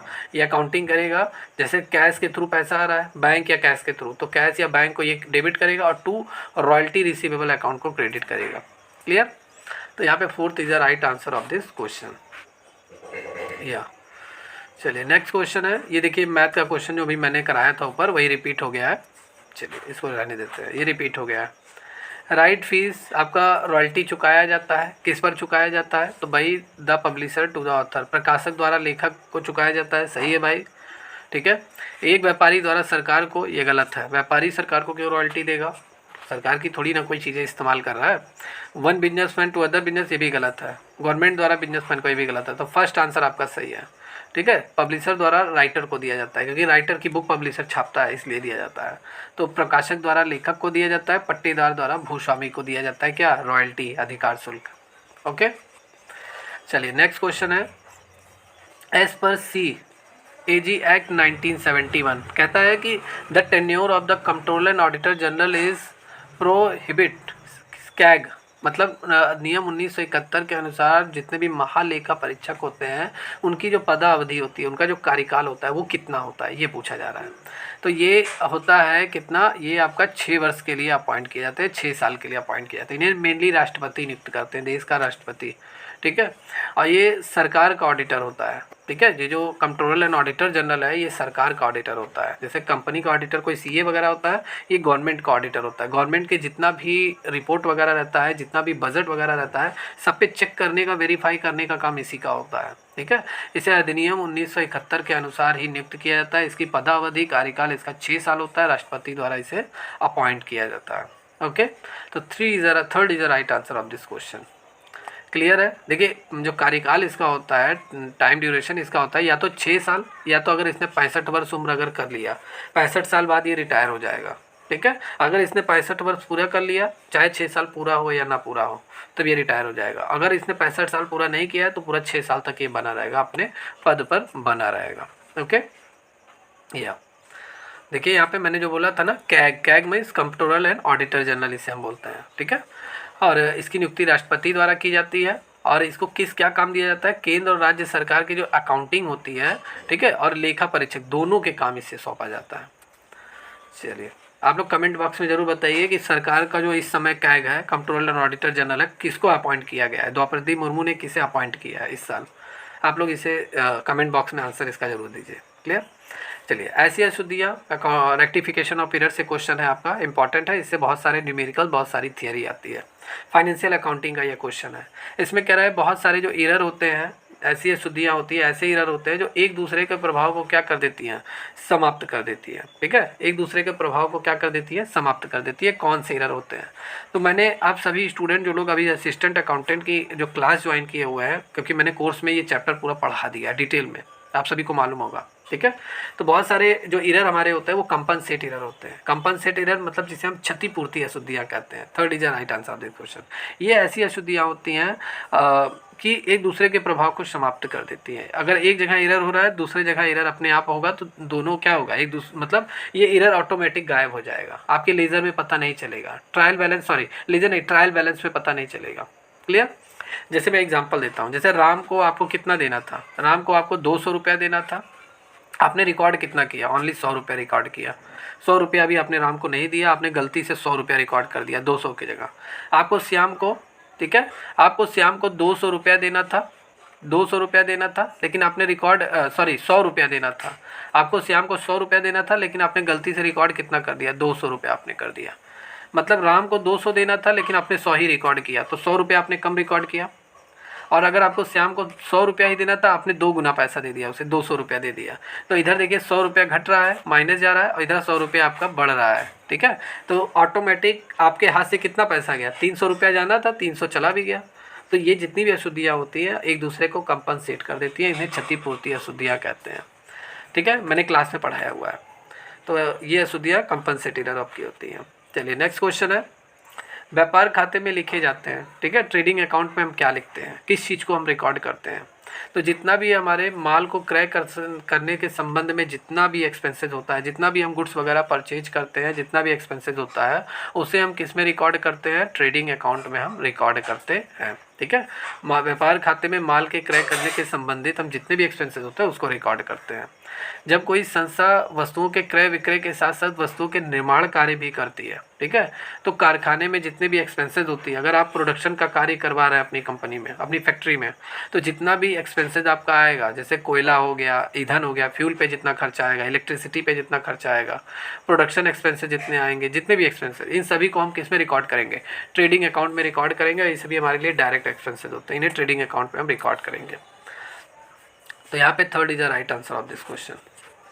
चलिए नेक्स्ट क्वेश्चन है, which of the following has been abolished by GST. कौन से टैक्स को जीएसटी ने पूरी तरीके से बाहर कर दिया है, समाप्त कर दिया है। GST mean goods and service tax. तो यहाँ पे सर्विस टैक्स पूरी तरीके से जीएसटी के आने से गायब हो गया है, पूरी तरीके से जीएसटी ने इसे समाप्त कर दिया है। सर्विस टैक्स पूरी तरीके से समाप्त हो गया है जीएसटी के आने की वजह से। Clear.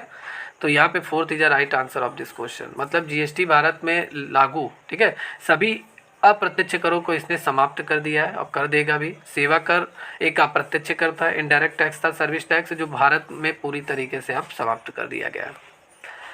Fourth is the right answer of this question. Credit balance as per passbook. Passbook का क्रेडिट बैलेंस क्या शो करता है, बहुत टिपिकल क्वेश्चन है, इसमें स्टूडेंट काफ़ी कंफ्यूज होते हैं।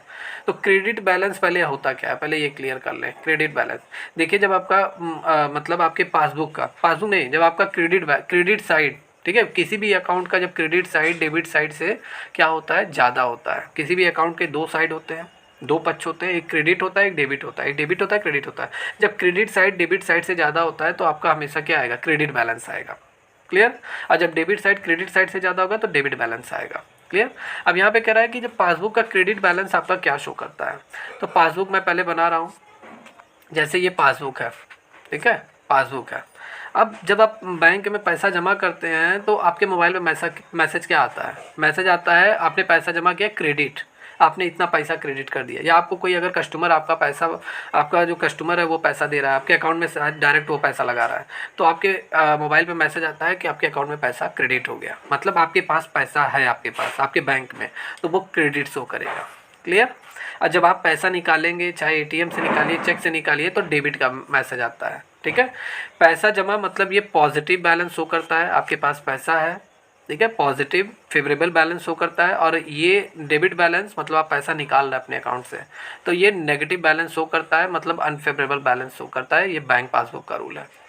तो यहाँ पे मतलब अगर क्रेडिट बैलेंस पासबुक का है, आपके पास पैसा है, तो ये फेवरेबल बैलेंस आपका शो करेगा, अनुकूल बैलेंस, अनुकूल संतुलन शो करेगा। B is the right answer of this question. Clear, समझ में आया आपको यार। चलिए नेक्स्ट क्वेश्चन है, सरकारी कंपनी की दशा में जो जितने भी नियंत्रक और महालेखा परीक्षक होते हैं, जैसे जो कैग होता है, ठीक है, सरकारी कंपनी में जितने भी जो गवर्नमेंट कंपनियां होती हैं, ठीक है, उसमें जितने भी आपके कौन होते हैं, कैग होते हैं, कंट्रोलर एंड ऑडिटर जनरल, ठीक है, वो किस प्रकार का अंकेक्षण करने का उन्हें राइट्स दिया जाता है, किस प्रकार का अधिकार होता है कि वो अंकेक्षण कर सके, ऑडिट कर सके, उन्हें कौन सा राइट मिला होता है। तो उन्हें कंप्लीट ऑडिट का पूरी तरीके से राइट मिला होता है। जितने भी गवर्नमेंट ऑडिटर होते हैं जो सरकारी कंपनियों में जांच करते हैं, छानबीन करते हैं, उन्हें कंप्लीट ऑडिट मतलब पूर्ण अंकेक्षण का राइट्स मिला होता है। तो B is the right answer of this question. Okay, चलिए, वर्षों के अंकों का योग विधि में मूल्यह्रास की रकम, ठीक है, चलिए यहाँ पे नेक्स्ट क्वेश्चन है आपका, कह रहा है कि ये डेप्रिसिएशन से रिलेटेड क्वेश्चन है, इसको ज़रा ध्यान से देखिए आप। इसमें कह रहा है वर्ष अंकों का योग विधि में मूल्य ह्रास की रकम, मतलब amount of depreciation in sum of year digit method. ठीक है, मतलब जो आपका डेप्रिसिएशन फाइंड किया जाता है, ठीक है, डेप्रिसिएशन, देखिए डेप्रिसिएशन मीन्स ह्रास, ये आपके फिक्स एसेट्स पे डेप्रिसिएशन चार्ज किया जाता है, जो आपका फिक्स एसेट्स है। जैसे लैंड एक्सेप्शन में आपका बिल्डिंग हो गया, ठीक है, आपके जितने भी एसेट्स हैं, ठीक है, उन सब पे आप क्या करेंगे, एसेट्स मतलब जैसे आपका कार हो गया, बाइक हो गया, सभी पे आप अपना डेप्रिसिएशन चार्ज करेंगे। अपनी बिल्डिंग पे आपने डेप्रिसिएशन चार्ज किया, आपने अपनी मशीन पे डेप्रिसिएशन चार्ज किया, ये सभी आपके फिक्स एसेट्स हैं। तो डेप्रिसिएशन चार्ज करने के भी बहुत सारे तरीके होते हैं। डेप्रिसिएशन एज एक फंड होता है, जिसे आप डेप्रिसिएशन मतलब कुछ पैसे आप अमाउंट ट्रांसफ़र करेंगे डेप्रिसिएशन के रूप में, कि नियर फ्यूचर में अगर मशीन ख़राब होती है तो उसी पैसे से आप मशीन खरीदेंगे। क्लियर। तो इसके मेथड भी बहुत होते हैं, मैंने क्लास में पढ़ाया हुआ है। Diminishing balance method, fix installment method, insurance method आपका होता है, सिंकिंग मेथड आपका होता है, ये वाला जो पूछा गया इसमें सम ऑफ ईयर डिजिट मेथड, ये पूछा गया एग्जाम में। तो इसमें कह रहा है मूल्य ह्रास की रकम इसमें क्या होती है जब हम इससे फाइंड करते हैं। पर ईयर इंक्रीज होता रहता है डेप्रिसिएशन, या डिक्रीज होता रहता है डेप्रिसिएशन पर ईयर, या आपका जीवन काल तक पूरी तरीके से स्थिर रहता है, या कुछ वर्षों तक स्थिर रहेगा फिर घटता रहता है। क्लियर। तो यहाँ पे आपका सेकंड आंसर यहाँ पे सही है। डेप्रिसिएशन पर ईयर क्या रहता है, घटता रहता है इसमें। ठीक है, किस मेथड में, सम ऑफ ईयर डिजिट मेथड में। क्लियर। या तो यहाँ पे बी आंसर आपका यहाँ पे सही है।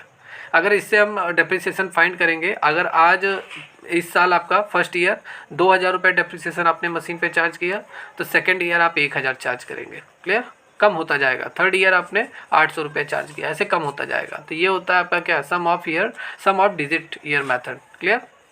चलिए नेक्स्ट क्वेश्चन है, खाता बही आपका क्या है, लीजर आपका क्या है। तो खाता बही एक आपकी, मैं कह सकता हूँ फाइनल बुक होती है, जिसमें आप सभी अकाउंट को ओपन करते हैं। जितने भी ट्रांजैक्शन आप करते हैं, सभी के अलग अलग बुक्स बनाते हैं, उन सभी बुक्स का अलग अलग आप अकाउंट ओपन करते हैं। जैसे purchase account, sales account, purchase return, sales return, cash account, किसी भी पर्सनल अकाउंट मतलब राम श्याम गीता बप्ता, सभी का अकाउंट आप ओपन करते हैं। किसमें, लीजर में आप ओपन करते हैं। क्लियर। तो ये है क्या, ये मास्टर बुक होती है बिजनेस की।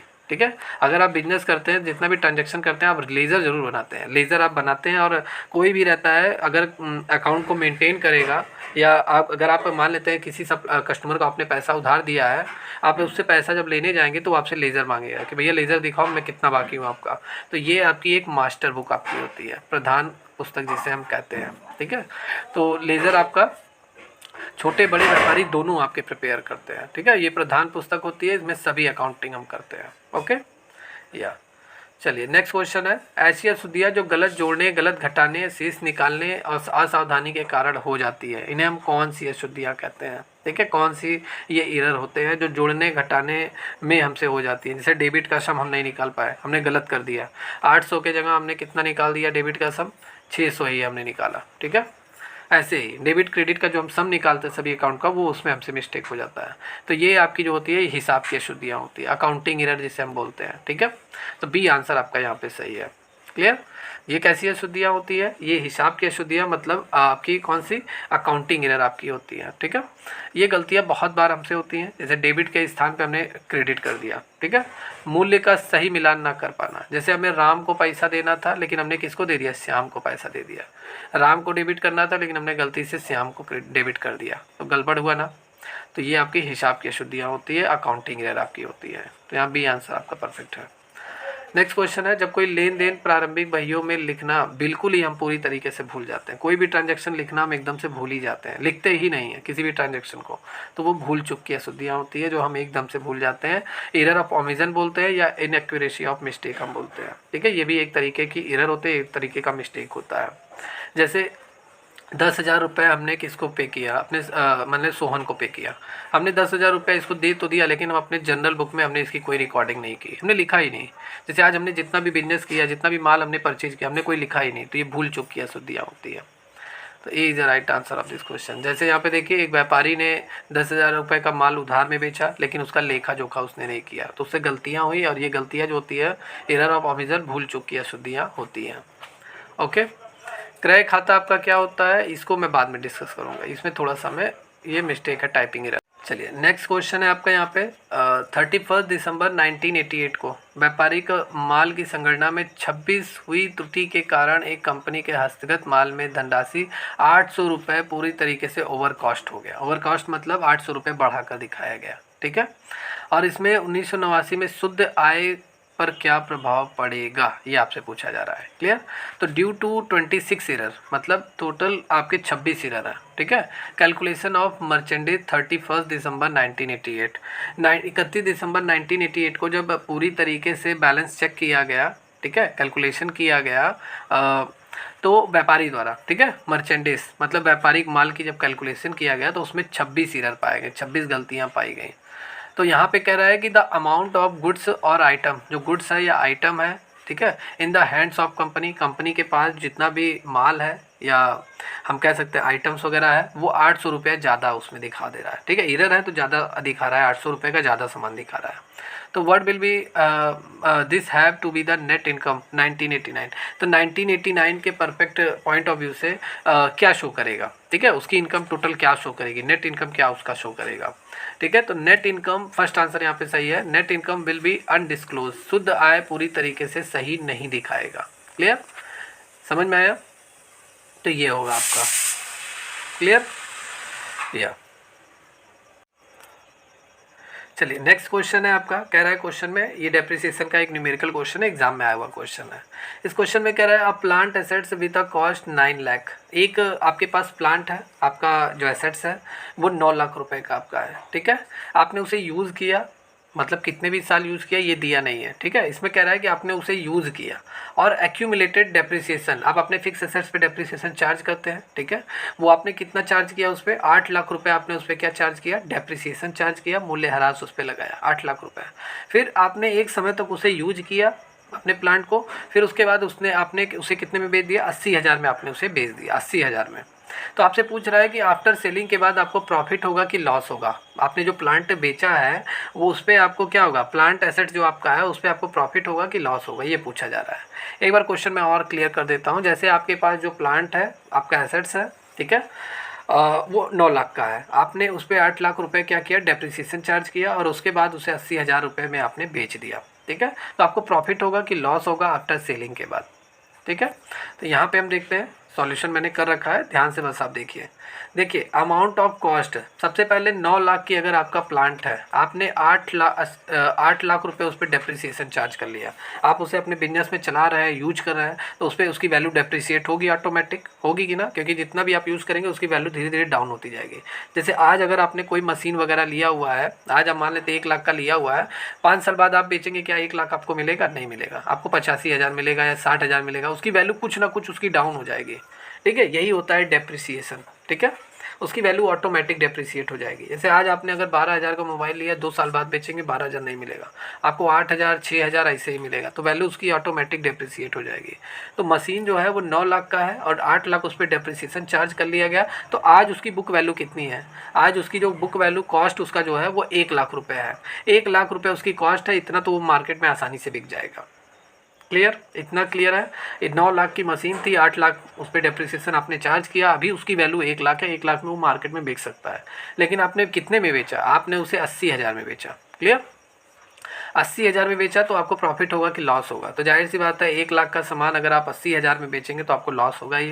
भाई 1 लाख का सामान आप कम में बेच रहे हैं तो 20,000 का यहाँ पे लॉस होगा, और ये आपका आफ्टर सेलिंग के बाद क्या होगा, 20,000 आपका यहाँ पे माइनस शो करेगा, आपको लॉस होगा मशीनरी पे। क्लियर, तो यहाँ पे आपका टोटल जो राइट आंसर होगा, A is the right answer of this question, 20,000 का आपको लॉस हो। मशीन वॉज परचेज, एक मशीन कितने में खरीदा गया, 1,000 रुपये में एक मशीन खरीदा गया। कितने में खरीदा गया, 1,000 में। क्लियर, कह रहा है it's was estimated that it will work 3 year at the end of his life. और ये अनुमान लगाया गया कि ये 3 साल तक तो मशीन चलेगा ही, मतलब इसकी यूज़फुल लाइफ कितनी है, 3 साल तक का है, 3 साल तक तो ये मशीन चलेगा ही चलेगा। फिर कह रहा है कि यहाँ पे इट्स वैल्यू विल बी 512, 3 साल बाद जो इसकी वैल्यू हो जाएगी, 3 साल बाद रेसिड्यूअल वैल्यू या अवशेष मूल्य जिसे बोलते हैं, या जीवन के अंत में जो उसकी वैल्यू होती है जितने में वो बिक जाए, ठीक है, वो आपका है अवशेष वैल्यू, रेसिडिवल वैल्यू, वो कितना है 512 रुपये। मतलब 3 साल बाद 1000 की जो मशीन है वो 3 साल बाद 512 रुपये उसका मूल्य हो जाएगा। क्लियर। तो आपसे कह रहा है कि मूल्य ह्रास की गणना कीजिए, और किस मेथड से आपसे कह रहा है कि डेप्रिसिएशन कैलकुलेट करने का कह रहा है, रिटेन डाउन वैल्यू मेथड से। ठीक है, रिटेन डाउन वैल्यू मेथड से आपको डेप्रिसिएशन की गणना करनी है। ठीक है, कैलकुलेशन आपको करना है रिटेन डाउन वैल्यू मेथड से। क्लियर। अब यहाँ पे पहले जो जो डेटा दिए गए हैं, जो जो यहाँ पे आपको न्यूमेरिकल्स में दिया रहता है, ठीक है, उसको सबसे पहले हम लिखे थे। तो क्या क्या गिवन है आपको, इसको सबसे पहले किस मेथड से निकालना है, रिटेन डाउन वैल्यू मेथड से, WDV। फार्मूला आपका ये लगेगा, residual value is equal to price of assets bracket 100 minus rate of depreciation upon 100 और की पावर कितना n। क्लियर। यहाँ पे आपका प्रॉफिट और प्राइस ऑफ एसेट्स कितना दिया है, 1000 रुपये दिया है, मतलब मशीन की कीमत कितनी है 1000 है। इन सब के साथ साथ n इज इक्वल टू क्या है, life of assets in year, मतलब मशीन कितने साल तक चलेगा, ये हो गया आपका n। तो n इज इक्वल टू कितना दिया है, 3 ईयर दिया है। रेसिडिबल वैल्यू आपका दिया है 512 रुपये। 3 साल बाद जो मशीन बिकेगा, 3 साल बाद वो कितने में बिकेगा, 512 रुपये में बिकेगा, मतलब उसकी अवशेष वैल्यू या हम कह सकते हैं स्क्रैप वैल्यू वो 512 है। ठीक है, रेसिडिबल वैल्यू। क्लियर।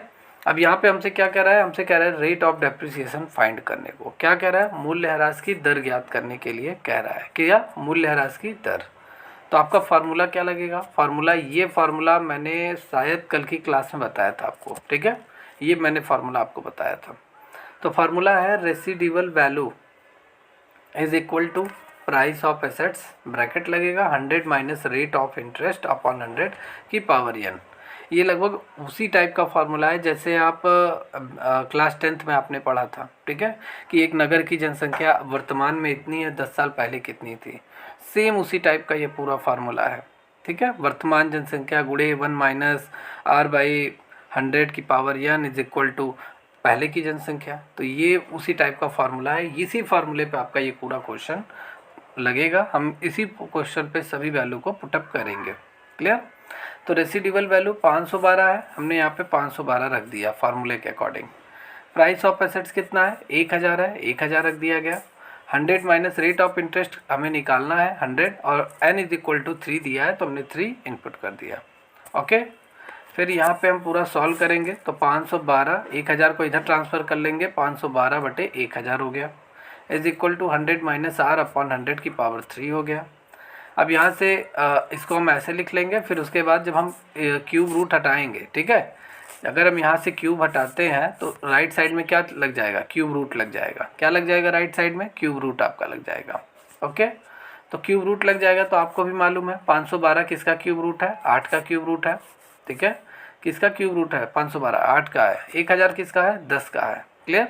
मतलब 1000 का अगर 512 का हम क्यूब रूट निकालेंगे, लगभग मैथ इतना आपको आता होगा। ठीक है, 8 छक्का 48, 8 चौक 32, ठीक है, 8 8 जा 64, 8 1 जा 8, देखिए 3 आया ना। तो 8 512 का क्यूब रूट 8 हो गया, 1000 का कितना हो गया, 10 हो गया।